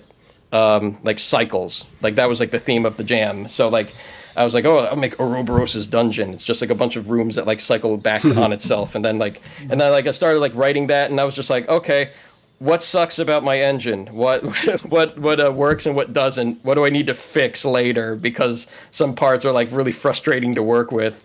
But I still had it at the point where I could just like write something, it compiles to an HTML file, and then I was like, here, you test this. Just run this file, and it works in your web browser. So like it got to a good point, but I was just like, I'm sick of like writing code this way. There must be a better way, and I got to like figure out how to like work through its like small little kinks and find what works and what doesn't work. And that was like really, really good for that experience. But like, I mean, like linguistics in and of itself was like always like a something I liked, even like computational linguistics or even like natural languages. So like writing a text adventure parser and language that helped you put together those sorts of worlds and environments was like, I don't know. It took many, many years and many iterations, but I finally have like a version that I like. And I can't really, it feels like I'm only like very selectively promoting it. Like I'm just giving like business cards and whatever to like my indie acquaintances that like write, like they do narrative design or like are pretty good in like writing adventures or stuff like that. It's like, please tell me what's wrong with this. Please tell me what like sucks about this engine. Make something in it, please. So like I'm just like only it's public. Anybody could download it and use it, but it's like I only selectively tell people about it because I want harsh criticism first, keep it in beta, and then when I get to version 1.0 at some point, then they'll be like, okay, I have this thing. I have justified its existence and and that sort of thing. I've written into that. sort of similar situation. It was like I built my own e-bike, right? And then Alexandra, who I think is in the chat, was like, "Why the fuck didn't you just go buy one?" And I was just like, "Because I get to spend 2 weeks in my garage building it. That's the whole fun of it. Like, fuck whether or not it works when I'm done." Yeah. And then you get to go out and ride it, and you get to like, oh yeah, I forgot to put brakes on this thing. Oh shit. That's kind of bad. Yeah. I'm dead. You get that real world criticism, you know. Yeah. Like, it's one thing if a person gives you feedback. It's another thing if physics gives you feedback. Physics You says learn no. very quickly where you fucked up. It's All right. I think it's time for some questions. yes. Oh I'm man. gonna let you guys do that while I go pee. So, first one, and it is a hot take because you did it. So, I want your hot takes, your unpopular opinions. Let's go. in the Twitch chat, feel free to start typing your questions if you've got any. We're going to go through the preloaded ones in the Discord first. So if anyone's got any questions for, mainly for MTrop, but for anyone, feel free to post them. So first one, Downtown is an amazing map and the best one in Doom 2. What's your thoughts on that? Ooh, yeah. That is a hot take. It's hot. It's hot, but not too hot. It's you know what? Going back through what my feelings are about a lot of the maps in Doom 2, a lot of Sandy Pearson joints. I was the inclination is to compare it to like other similar maps of that kind, and there were a lot of like, you know, Earth type of like sandboxy types of maps within that episode. The city sequence, yeah, for sure. Yeah, but then like you have to compare it to like everything else in Doom 2 as well. So it's like, because it's the best map in Doom 2. Downtown is really good. It has a lot of verticality, and if you're out in the open too much, you will get killed. But there is, and it has like, you know, nice little like side areas that have like their own little unique things about them. But then like Industrial Zone is also like kind of like one of those, and that's a Romero map, I think. And that's I think that one is Romero.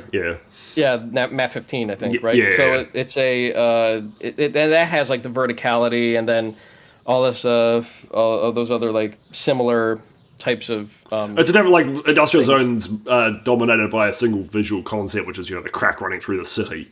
Whereas Downtown's like it's a handful of vignettes. Kind of setup. It's also a garbage map. I hate Suburbs more. Suburbs I really don't like. I do like Suburbs more, but I think that's because I use that map to test weapons. Like if I make like mods of weapons, there is that one part where like all these monsters get teleported in, and you're just like mowing them down with whatever the heck you have, like figuring out whether things are good in like a large slaughtery setting, or whether they're good for like. Yes, no, sorry. Suburbs is good. Factory is the one that I don't like. Like Factory, But like, I don't know. Like, if I were to even pick like my favorite map in Doom 2, it's a good way to. What is your favorite map in Doom 2? I don't know. Like, I mean, I don't. It's a cop out to say I don't have one, but I want to say either. No, Refueling Base is pretty good. I want to say map 29, Living End is really my favorite. Yeah, it's a perfect finisher. It's fucking epic. I have a soft spot for like the Spirit World because it has like that puzzly aspects to it, and it's got the most arch files of any map in Doom 2, which is a big tick for me.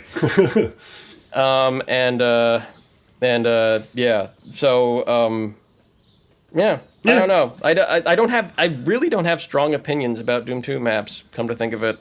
I generally like Doom 2. I very much enjoy it and rate over Doom 1 any day of the week. But yeah, it's cool because I think that Doom 2 is good it's got something for everyone.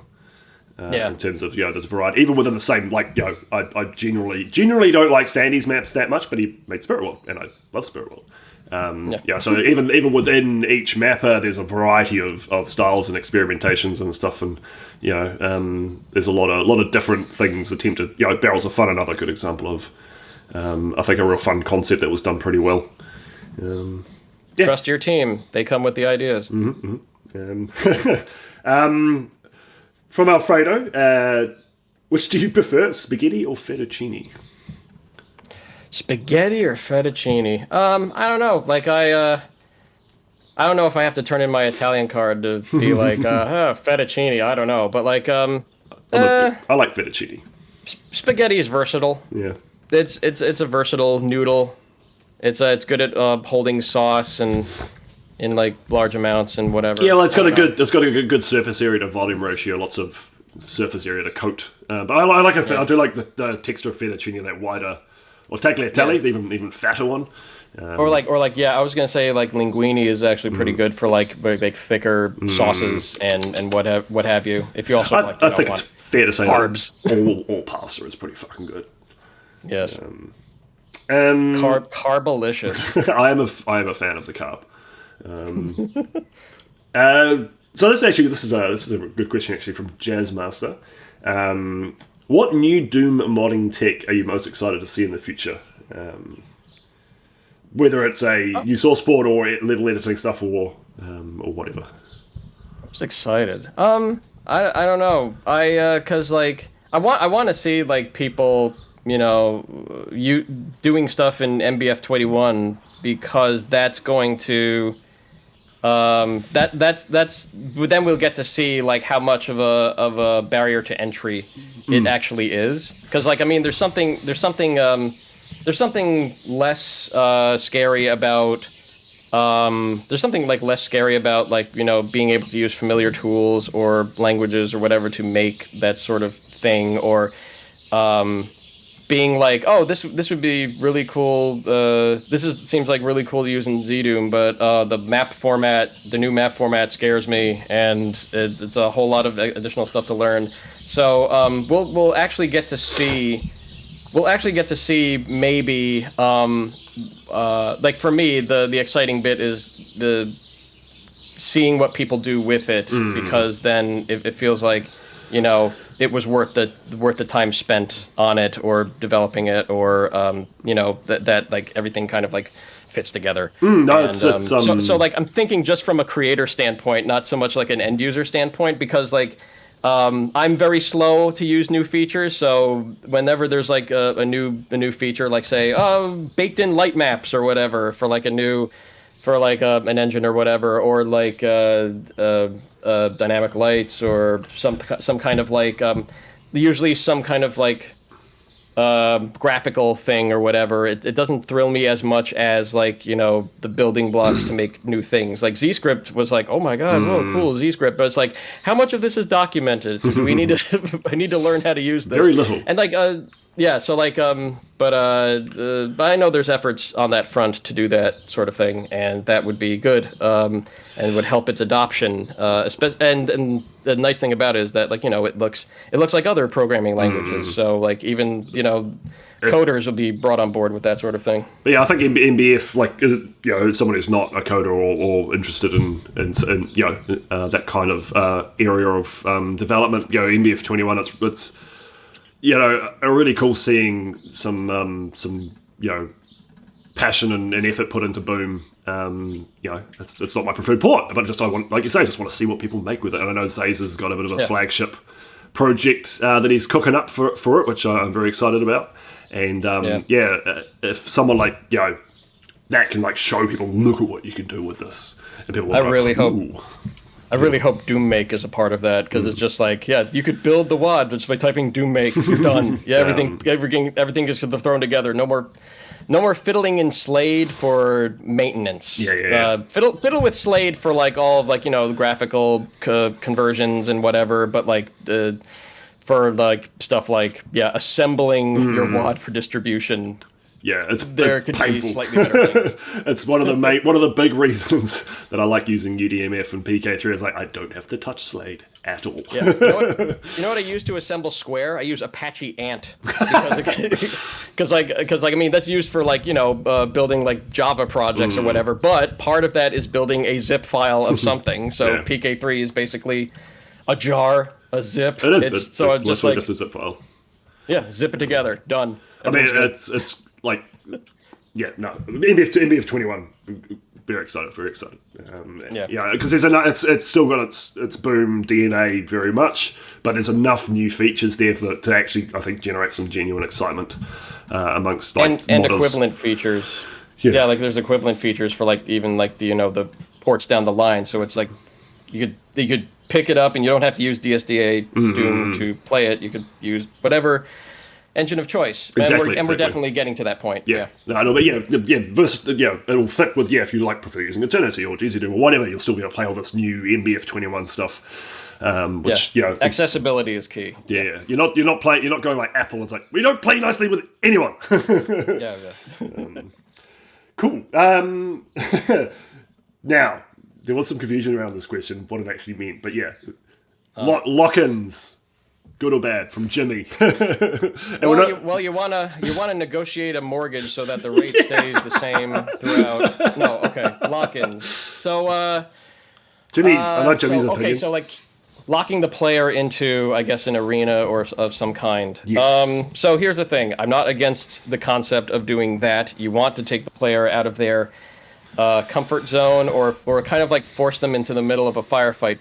But the ideal is you want the player to be drawn to something through that firefight, Correct. like a new weapon or a power-up or something. And that's ridiculously difficult to do because every player has like different play styles and what have you. And the worst thing you can do is like, it's like you want to coax the player out of their comfort zone, but you don't want to force them out of their comfort zone because then they'll hate you. So it's like you don't want to have that like early dungeon master mentality. Railroading them, it's like, you will fight here. Kill all the players. Yeah. This will kill them all. But like you want to have like an experience such that the player felt accomplished for getting out of like those sticky situations. Yeah, that's I think ridiculously difficult to do. That's the sweet spot is like allowing the player to have agency, but them choosing to do what you want them to do. You want them to shoot themselves in the foot. Give them that ability to do that. And so in terms of like the mechanism for locking them in, of course, it's a bit of a trope of mine to use barring your way in. I've learned that. And then like one thing I'm kind of gravitating towards is like a player walks off a cliff that they can't walk back. I like the drop off because it feels very natural. It doesn't feel like a lock, and more natural. You drop off, and then a bit later a trap is sprung. And you're like, oh, I'm actually trapped here. Whereas and sometimes you do want the immediacy of a door closing or bars raising up or whatever to like, you're trapped now, get fucked. So yeah, I mean, it's like how much of the presence of the mentality of the creator do you want in your map? Correct. Like do I want them to be imperiled? Oh, like I think it was like a stream a while back. So I think it was on Evie's stream. She was running through for We Are Many, because it was part of like the lineup of like the most memorable maps, and like that's was it map 29 of Community Chest 3, and that was my Eric Alm ripoff map, my Eric Alm ripoff slaughter map, and she noted that there was like one part of the map that had like just teleporters there present, like in the middle of an arena, and nothing was coming through until you pick up the key at the other end. So it was like she made this point that I'm just like, oh yeah, that is something I wish more maps had, was that you want to kind of telegraph dread in like a feeling of dread into some parts of your map, because like if you kind of like set things up so that the player has a prediction of what's going to happen, that's almost as good as like surprising the player, because you want them to be just like in their head, as brief as it is, to be like, oh god, what am I walking into? And that's like kind of like that feeling is what I sometimes like to have. Well, the emotional that are big and imposing and stuff like that. The emotional state of the player affects how they play. So if they're like getting tense because they know something's gonna come, but you can also do that telegraphing and then subvert expectations. So say you have those teleporter spots clearly marked, there's something's going to appear here, and it's the third time you go in there that the trap actually triggers. It's like there's the anticipation. All right, there's not a fight here, and then there's a relaxing, and then there's the trap happening. You're like and you can. It's like, when is it going to happen? Yeah. Like you bake anxiety into the map. Exactly. In somewhat of a healthy way. The American McGee in you, Bridgeburner, the need to punish. the need to take out your childhood traumas on someone else. Oh, I do have a No, I do have a favorite map of Doom 1, and that is E4M1. I love it. Yes. It's one of my favorite maps. Yes, it is. E4M1 and M2, just beautiful maps. And I love how, E4M1, beginning of the episode, and it just slaps you around. Yeah. Does not pull any it's not punches. just the difficulty. It's not just the difficulty, it's the color palette, it's the music. Just oppressive. It's not a big, it's not like big vertical space like it's not E4 huge. M6, but it looms over the player, and it's full of barons and shotgunners. Just the nastiest enemies in Doom 1. And Welcome to episode 4, bitch. get fucked. And there's only health. There's no health apart from a few health vials. So it's like every bit of damage you take, you're living with, and you got to get through it. And then there's the secret trap, which is like, hey, you found the secret. Ha! More barons. Love That's it. good. Love it. Good stuff. So yeah, four lock-ins, but of course there's a finesse. Yeah, you want to vary the style of them. You don't want to have them in every encounter. I mean, some sets like Sunder, obviously, it's mostly lock-ins, and people who like that stuff can go play Sunder. But I think the way that varying up the way that you do them is important. If you're still going to make a heavy lock-in arena set piece kind of map, you want to mix up the style so that people aren't just go, oh, it's one of these again. Yeah. We got from a couple from Arlene. This is a good one. What's your favourite brewery? Oh, okay. A beer question. Beer question. So Finally, I've had a couple of favorite breweries over time. I think probably what's your current favourite squeeze? I think probably if there is one. If it is just by volume of what I buy, then I'm guessing it would probably be. Oh man. Damn, that's still like a toss-up. I would say they're kind of like local to New Jersey breweries, but there's the 902 Brewing Company. I think that's Jersey City, and then there's Bolero Snort, which is the Meadowlands, and then there's Forgotten Boardwalk, which is Cherry Hill, New Jersey. So those three have kind of been like, oh wow, these guys can't make a bad beer, but there's been a mainstay throughout always, and that's like Dogfish Head. Every once in a while, I get their perennials that you'd want to age over time that are like super alcoholic. Your beer? How the hell did they get this way? Your beer lasts long enough to age? Yeah, I still have that bottle of Worldwide Stout with vanilla. It's like an oak. It was like an oak cask aged stout with vanilla added, and that I think is been sitting in my fridge for about 2 to 3 years. Damn. And I need to open that up now. That is some impressive willpower. No beer in my house. It is terminally you're Consumed. gonna die soon.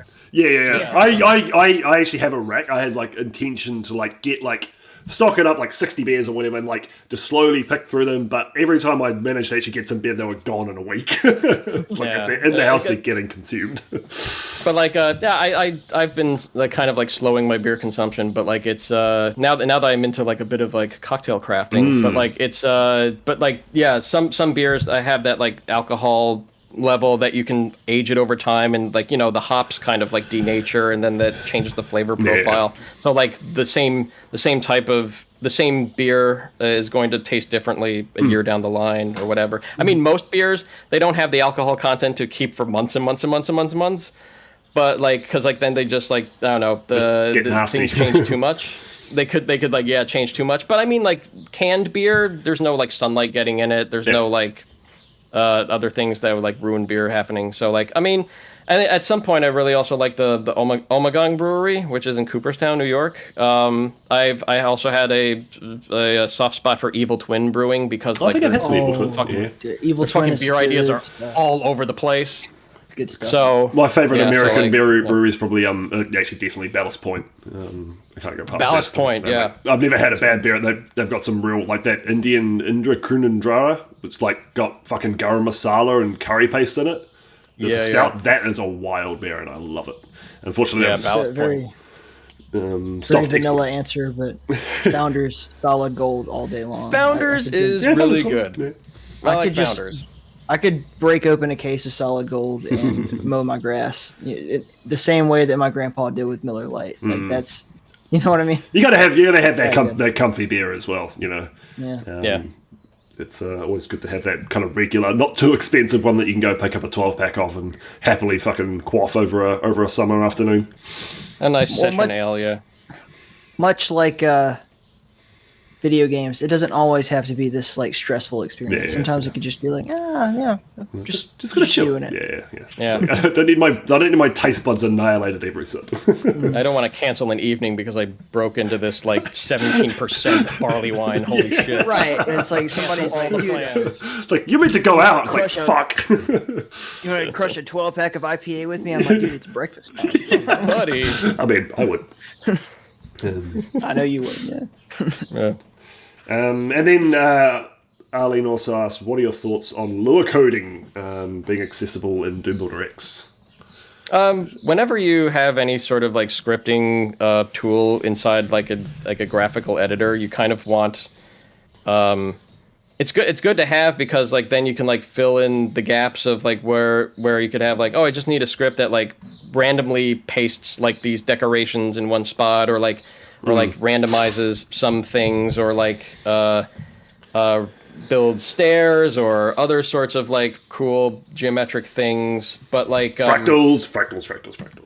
Yeah, because with any kind of like coding thing, there's going to be like some categories of people that are just like one, they're going to want to tinker code wise, and having an accessible language like Lua helps with that. And the other side are just like, I want to see what other people make in code that I can use. Yeah. Like it's kind of like I'm the latter. Yeah. So it's like, but then there has to be like a user base of that particular feature. So like I mean, more features are good in that way. But like I mean, you have to have people that use it, or else it's kind of like a useless addition. So like but it's better to have the option, I guess, if it's like rather than not have the option. Well, something like that, you know, you never know what might happen in the future because Ultimate Doombuilder just got scripting out. I think it's Java based, and no one's really taken advantage of it yet. But I thought that like it would be like C# and not Java because it's could be mistaken. You'll have to check with Boris, but it has had scripting added, and it's fresh and new, and no one's really taken advantage of it, and you know, give it 6 months and see what people are cooking up. I would like to point out that Java is not JavaScript. Okay, maybe it's JavaScript. Yeah, because like I know Boris does not like Java or has an aversion to it, but like I got him using DecoHack that requires a JVM, so we're good. This one from Zen, I like this one. What is your favorite texture and why is it fire blue? Ooh, you know what? Fire blue is a you know what? It's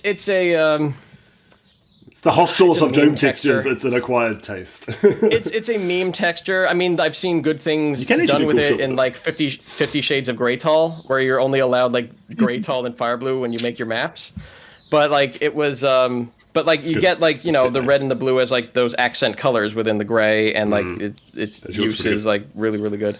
And but like Fire blue is great when you like, you need those splashes of color or making something surreal. Yeah, and a little bit of abstraction. It's like, what is this? You know, for portals and it's like it reminds you of like what Doom's abstract intentions were. There's still like an artistic component to Doom in some way that I feel was like lost in Doom 2 a little bit. It's also great for destroying bit rates. Yeah, a whole lot of quantization algorithms do not play nice with its constant color changing of primary additive colors. But there's but actually my favorite texture is Support 3. I like it as a modifying texture.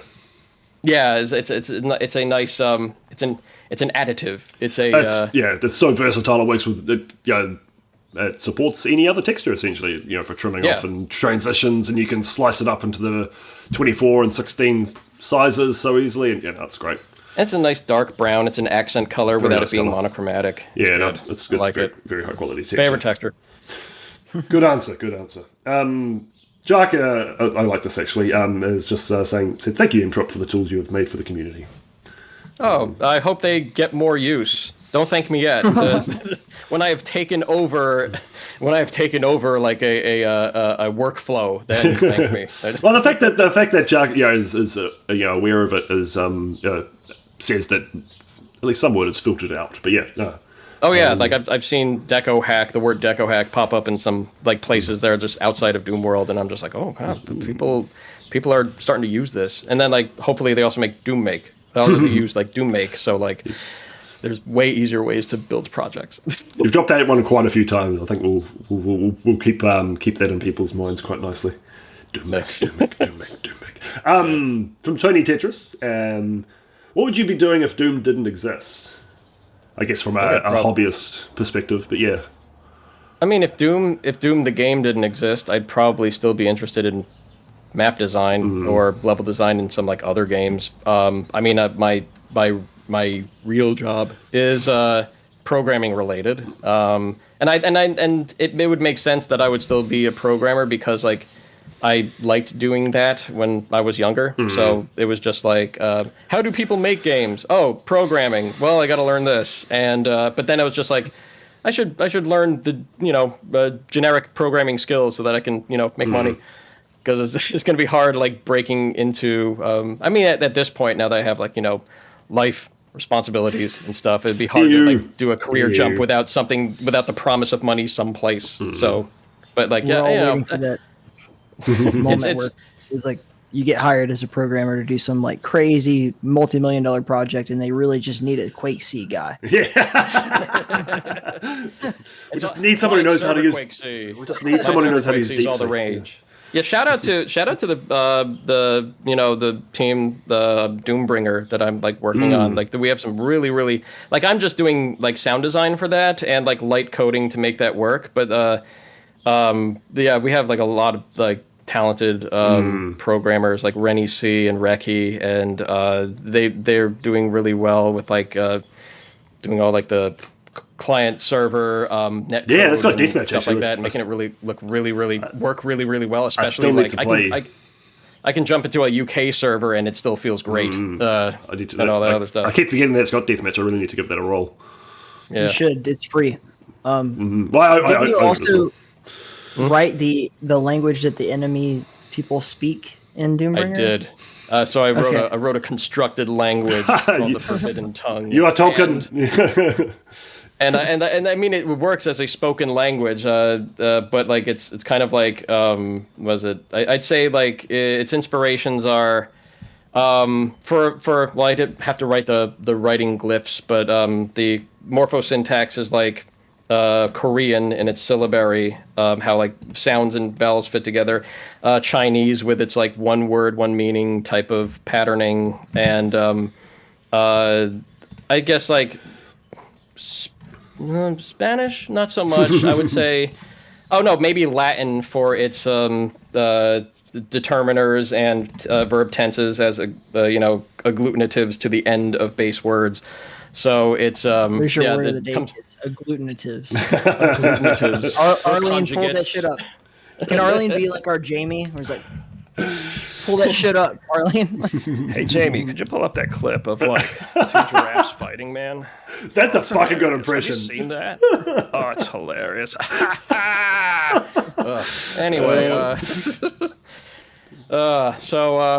well, it's hard to do that voice. Do you want to actually ask your question that you typed out, Ty, because it links quite nicely into that. Okay. Yeah. Oh, you want me to ask? Yeah. Yes. You're here. So let me remember what I wrote. So you and I both share this extreme fascination with linguistics, and as a linguist, what are your favorite aspects about how languages have evolved and the information that they carry through time and the changes in adoption? This is a multi-part question. I'm sorry. Yeah. And right. So we'll leave that as one question. And then the second question is, and then which language, either written or spoken, do you feel the most passionate about with that information? Ooh. Bridge dipped out for that. He's like, fuck this. No. This is a different type of nerd talk. What fascinates me, I guess, about language is just like how humans have kind of, I guess it's like how we think and like that there's like in it some kind of like what was it, like it's Noam Chomsky said it was like innate, like what was it called, like innate like grammar or something like that, where like, or the universal grammar, like there's a consistent type of pattern that happens in the human mind for conveying thought or like associating sounds and words to like illustrate thought. So Yes. the fascinating thing to me is like when a like kind of like how living organisms speciate, like there's that point in which they can't make, like, you know, if they, you know, conjugate, a coyote and a wolf can still make a baby, like as all dogs do. But like, but then like there's definitely this squirrel from this continent can't fuck this other squirrel and then make like make the squirrel.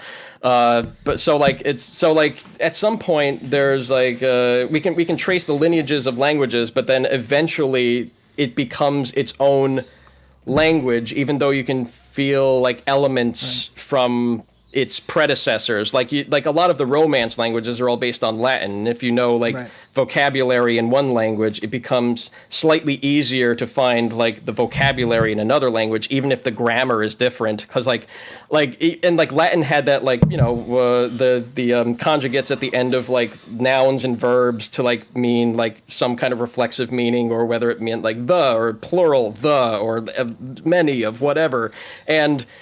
And like a whole lot of languages are like, fuck that shit, and we have a way better way of like speaking. But it's like it's a gradual process, kind of like how the internet has changed like English grammar in some ways, or like vocabulary, or how we speak and yeet is now a word that I say, ideas. and I blame the internet and Ali. Yeah, yeet that. But we know what it means, and that's like the funny. That's the funny thing about like even just vocabulary and language. But then the way people say things have an influence over like some people are like, ooh, I like the way that gets said, and then it just catches on to the point where that's how language changes. And then, but like the fascinating parts is like, how did we get from Latin to French? How did we get from like Latin to Spanish, and then or like Latin to Italian, and then like it became Spanish, and then it's like, okay, the Germanic languages are different, like we went from Dutch to German, and then but like English is kind of like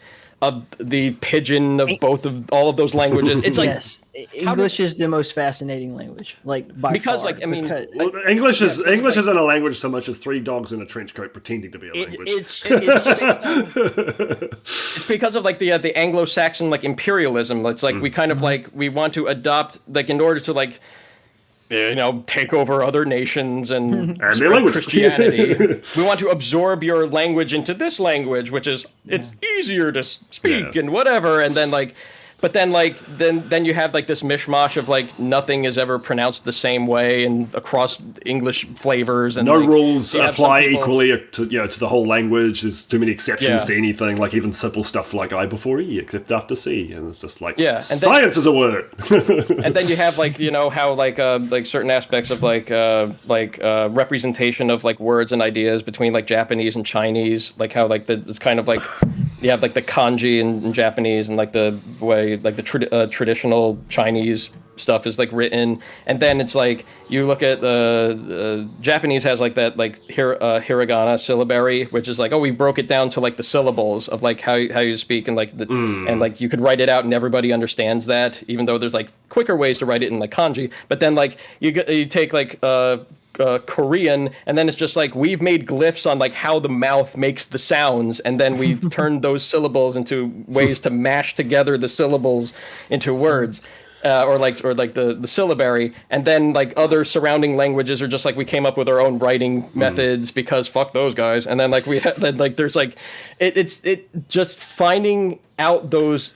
I want to say that like probably when communication wasn't this like widespread, like the internet or whatever, you get more specialization among groups of people, and that's how like kind of maybe languages formed. I'm not terribly well versed in like the history of language, but like you get more of that, and then like when you have everybody kind of like able to talk to each other, they kind of like gather around the popular languages, and like that stuff either becomes like part of somebody's heritage rather than what is useful to speak. Like kind of like a lot of people are like learning English because it's the language of business. We want to, make money and make trades with all these other countries, and it's just easier to speak this language. But then it's like, I have enough people to be like, yeah, this language isn't going out of fashion. Enough people speak it. So it's easier because my neighbor speaks it. And so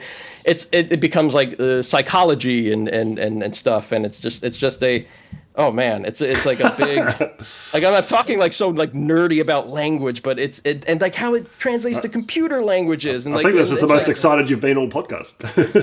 And it's like, and the computer languages, and it's like, how did people think that like typing this shit out like could easily be parsed into this language? And it's like, why do we want things like written this way? Because we want things like, to address all sorts of memory. But then like now memory is pretty virtual, and we have like garbage collectors, so we have no need for having something Turing complete and all that other stuff. So we just have everything abstracted as objects. And do we want to care about memory usage? No, we want some other process to clean up all the shit that isn't used anymore. And do we need to have language around that? And even like when I wrote was writing Deco Hack, it's like I have to make sure people can like edit like things like state by state or like or things or weapons or what have you, but then like not in an abstract way like Decorate does, because it abstracts all that away. But like I still want people to be able to hack all the little things. So what kind of language do I have to, or what kind of keywords do I have to like incorporate in that language in order to allow that and still have you be able to read it yesterday and or like the day after, depending on your view of time. And and if you live 4-dimensionally or whatever, it got to be accessibility. And you have to. And do you understand what you've written before, and is it still followable? So like I don't know. It's fascinating. You should write a book. Well, I've asked my question. I'll elaborate on it in a later podcast. That was impressive, passionate spiel. I love it. You should you'd get on well with Susie Dent, I feel. This one's from your mate Jimmy. A serious one now. After his lock and troll. After writing and delivering 20 years of Doom modder video, did you come to any striking realizations that you could impart to any young fledgling mappers today who could potentially do well to follow the same philosophies? I guess, yeah. Any as a result of that thing, that 20 years of Doom modder, what was there anything that came out that like this is kind of like MTrop's rules for mapping? I mean, I guess it was like that whole talk was like, I guess, more what I learned about making stuff rather than like mapping in general, or like the specifics of like the Doom or Doom related things, but which was the intent. Like it was just like, I used Doom as the backdrop of that. But I guess one thing I really wish I kind of made a little bit more clear in the talk, looking back, was so like I said I was kind of like motivated by, or like people, a lot of like creators are motivated by validation, like that feeling of like, oh, I exist in the world and this is how I exist, and make something that other people like. It's my method of communicating with like the world. This is what I find fun. How about you? One thing I really want to, I guess really should clarify is that even though the need to be validated was kind of like a driving force for me, it's not that way for a lot of creators, because like some or I mean it is for some, but like it's not really for a bunch of other people. If you should want to do things like mapping or modding because you like doing it, and like you shouldn't do it in order to fall in the good graces of another person or group, or you shouldn't do it to like receive something in return. It's like that just like naturally happens if you like talk to other people that like doing that sort of thing. Yeah, that's a positive side effect. But 100% first and foremost, do it because you enjoy it. Yeah, like if you're passionate about anything, you will find people that want to make use of that passion. Yeah. or like in either good ways or bad ways. But at its core, you should want to like doing that because if you're doing it to get something in return, what happens when you don't get that thing in return? You're just going to be resentful and bitter. Or even if you do get it, what next? Like you've got the thing that you set out. Yeah, like, that too. Is at the end of the journey. I worked all my life to get to this point, and then once you reach that point, it's like, what now? Yeah, but there's always a higher tier of aspiration. Exactly. Yeah, but I mean, like, it's you know what? When I go on vacation or on trips, I don't plan a single fucking thing. I don't. Because, like, I found that the times that I do plan, if those plans fall through, or it's like, oh, I want to be able to, like, accomplish this when I'm, like, here or whatever, or, like, go to some sort of party. Oh, no, that party canceled. If it's like...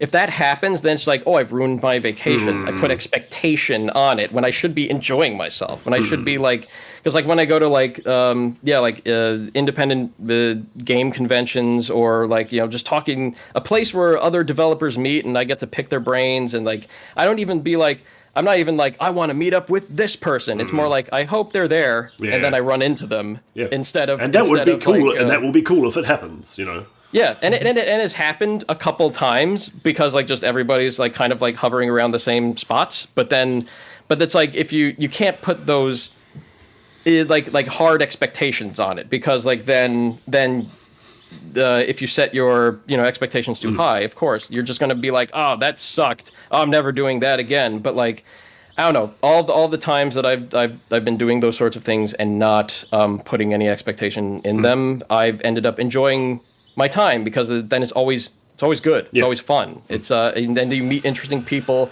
and then it's like, hey, you want to get dinner? Yeah, okay, whatever. And then I'm with this group, and then like you might end up like just either hovering around the same people, or it's just like, oh, I'm gonna talk to those people over there, or just like just hang out someplace, and then it's just like, oh, I recognize you. You're the guy that did that thing. It's like, yes, I am. And then I get to talk to that guy, and then sometimes you just meet people through other people because those people know other people, and the people in those groups shuffle out, and so no, do what you like, and try not to have any major expectations because that's the surest way to become bitter about like your work if like you go into it with like a selfish mentality. People ideally should be doing things that they enjoy doing, and then if that's your primary motivation, you do it because you love it, you'll keep doing it, you'll keep wanting to do it, and then anything that comes additional to that is just bonus. It was like, sweet, I was already having fun and enjoying this, and then this good thing happened as well. Wow, cool. Let's just keep doing this thing because I enjoy it. I'd like to point out, though, that it's hard to even get to it. Sometimes it's hard to like even get to that state or like maintain that state because responsibilities happen, real life, jobs, money, keep a roof over your head, food on your plate, so that you can keep doing what you like doing. So like it's, I mean. Yeah, so it's Are we getting to like what's the core of human happiness kind of level? We are. We're kind of like the question for the philosophers. We're kind of like getting towards that because like not everybody can like say like maxims or other proverbs that really are just a different way to say do what you like and then everything falls into place. Yeah. But like we know life isn't exactly like that.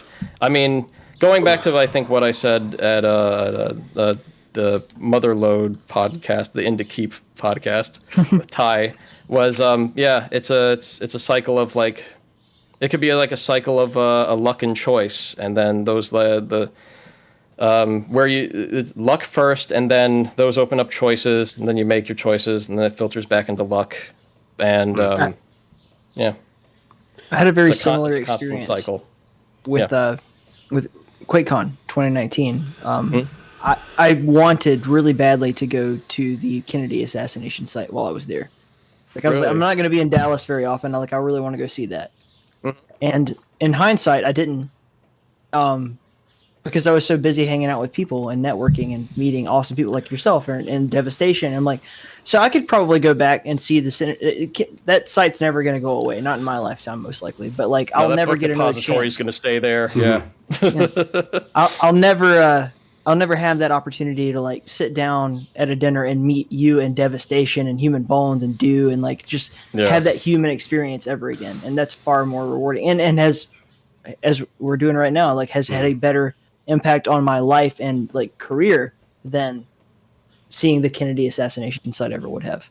So, my family wants me to like go to those like tourist places because like when I go to Amaze in Berlin sometimes, I'm just like 15 minutes away from Checkpoint Charlie, like the middle of the Berlin Wall, and there's like it's a chunk of it still standing, and it's just like, okay, well I get to do the tourist stuff and be like, oh, this was a part of history, which I really should. I mean, it happened during my lifetime. The fall of the Berlin Wall happened during my lifetime, so I was just like, I really should like be like, oh, what was it like here? And then, but like I know people that have lived during that, and I could always like talk to them about that because I feel like the human aspect is like what I really really like. I mean. And do I really want to do the tourist shit, or do I want a unique experience? So So I mean, at some point, if I start settling down or whatever, I'll do all the tourist stuff, and hopefully, because those things are still around to see and learn about. But at this point, I think I value, especially during this pandemic where everybody's all separated. Not to date this whole interview, but it's like I think it sounds sappy, but I think human connections are far more important now than ever, and it's just a miracle that we're able to talk in this way, like video. You can see me, you can hear me, and like we have technology that makes that really easy. Smell you too. Yeah. Wait, I shouted. We'll be able to smell each other in the future. Smell-o-vision. But like, oh Lord. But then like, but that's But yeah, it's like communication's important, especially between people and in person, because I feel like the things are getting a little bit more like a little bit more hostile because people are just like anxious and like, when are things getting back to normal? And there's a bit of tension out there in the world for sure. Yeah, there is, and like I mean, and a lot of uncertainty. But like, I mean, it's important. Personal connections are very important, and even speaking as somebody in like a very tech field where where there's a little less humanity than I hope there to be, but like the connections we make with other people are important. Got a couple more. First, it would be great to end there, right? That was such a beautiful. We could, but I've been looking at this comment since it was written, and from Alex saying like you're talking about your bike tire, and she said, I should mention that you fixed it, and then it broke. No, it broke. Yeah. You fixed it, and then it broke again the next day. It's the joy of the journey, isn't it? Joy of the journey. Yes. And Nate asked, "What beer are you drinking at the moment?" I am drinking. I'm drinking Watercolors Abstract 3 by Skygazer Brewing Company. And hold on, I gotta get my reading glasses. 1 sec. That is the most American bullshit craft brew sound I've ever heard. Listen to this. It's a Berliner style Weisse beer with banana, strawberry, orange, marshmallow, and milk sugar. It's about 5.5% alcohol by volume, but it's like it basically was like drinking a beer smoothie. It's really good. Like it look good. If you've been like watching the whole stream and be like, oh my god, that's really opaque what he's drinking from. Yeah, it's like got fruit pulp in it still, and but it's delicious. Well worth it. I was very jealous. It's almost time for me to crack something open. There's another one from Alec, and I think this is the final question. What is a game that you like, but people that wouldn't expect you to like? Is there something that you like that confounded, your friends like, what, you like that? Lemmings. Lemmings? Oh, fuck yeah, I love Lemmings. Yeah, Lemmings is a great game. Fuck yes. It's a fantastic game. It's a puzzle game, but it's like, real time puzzle. I at some point I found tools to make my own Lemmings maps, and I did that like a long time ago. Custlem, I think, is like the build and the editor, but yeah. I actually started replaying Lemmings earlier this year, and I need to get back to it because it was so much fun getting back into it. And that game gets really hard. Oh my god, it's brutally difficult. So fucking nasty. But there are still custom level editors around for that. Because one of my mods in the Hellforge, he was got all fizzy about it as well. So, Lemmings, and started making custom Lemming maps and like putting Doom textures into it. Yeah, it was great. But like, yeah, it's I at some point I wanted to like make my own like Lemmings clone. But I was just like, oh my god, there's a whole lot of other stuff that I want to do as well. So how can you improve? How can you improve on perfection? Oh yeah, like it's then the people that made Lemmings went on to make Grand Theft Auto. Wait, really? Yeah, DMA Design. That's DMA Design made Grand Theft Auto, and then Grand Theft Auto 2, and then they kind of like turned into like Rockstar, but of course like all the original people are not there anymore after like they kind of like found like a new niche. Like they were a publisher for a while, and then there was like Rockstar North, but then like as things change over time. But yeah, it's very, very funny that like the people that made Lemmings went on to make Grand Theft Auto. Yeah, that's wild actually. That's a hell of a fucking left turn to game design. It's like the story of how the guy who made all the Hanna-Barbera edutainment games went on to make Postal. It's just like yeah, it's like what? Yeah, fuck yeah, Lemmings is good. Which I think that is also a good point to end on how awesome Lemmings is. Thank you, MTrop, for taking the time. It's actually ended up a nice thick podcast, and thanks again to Ty for jumping in and hanging out with us as well. Thank you guys for having me. I feel like I jumped on. No, it was great. I should do it. Definitely, if you see it this happening, feel free to bug me and come and join us for any future ones. I think it's great. And like I said before, MTrop, you're a journeyman, a stalwart of the Doom community, one of the kind of pillar people that quietly holds up the community, I think, and you're constantly contributing. You're too kind. No, yeah, you are too kind with those words. Yeah, I just like you. I just praise. I still can't take praise very well. I just have to say. I promise. You. Yeah, I'm not gonna. This will be the last time I praise you. I'll go back to insulting you. Just pick apart all my work. It's all shit. It's cool talking to someone with that kind of foundational kind of experience with Doom, almost making content almost from day one. It was only a couple of years after Doom came out that you started fucking around with it. So. Thank you very much for your time. It was an absolute pleasure. Me. And there was actually one thing I wanted to end on, and might interest you, and that is that Mapwitch 3 will be starting up at the end of the year, and I've already talked to Jimmy about this, and we're going to be using the Adventures of Square resources for it. So if you want to pitch in a map and join in. We'll be making an official announcement probably in about a month's time, but I thought I'd just slip that out for the podcast viewers. Mapwitch 3 is coming, and Adventures of Square will be we'll be using your SDK for that, because that's one thing that I think I'm really surprised by, is that Adventures of Square hasn't had more community content. So we're gonna. I think it's because of it's still kind of like in an unfinished state, but there's enough there for people to make stuff in. So.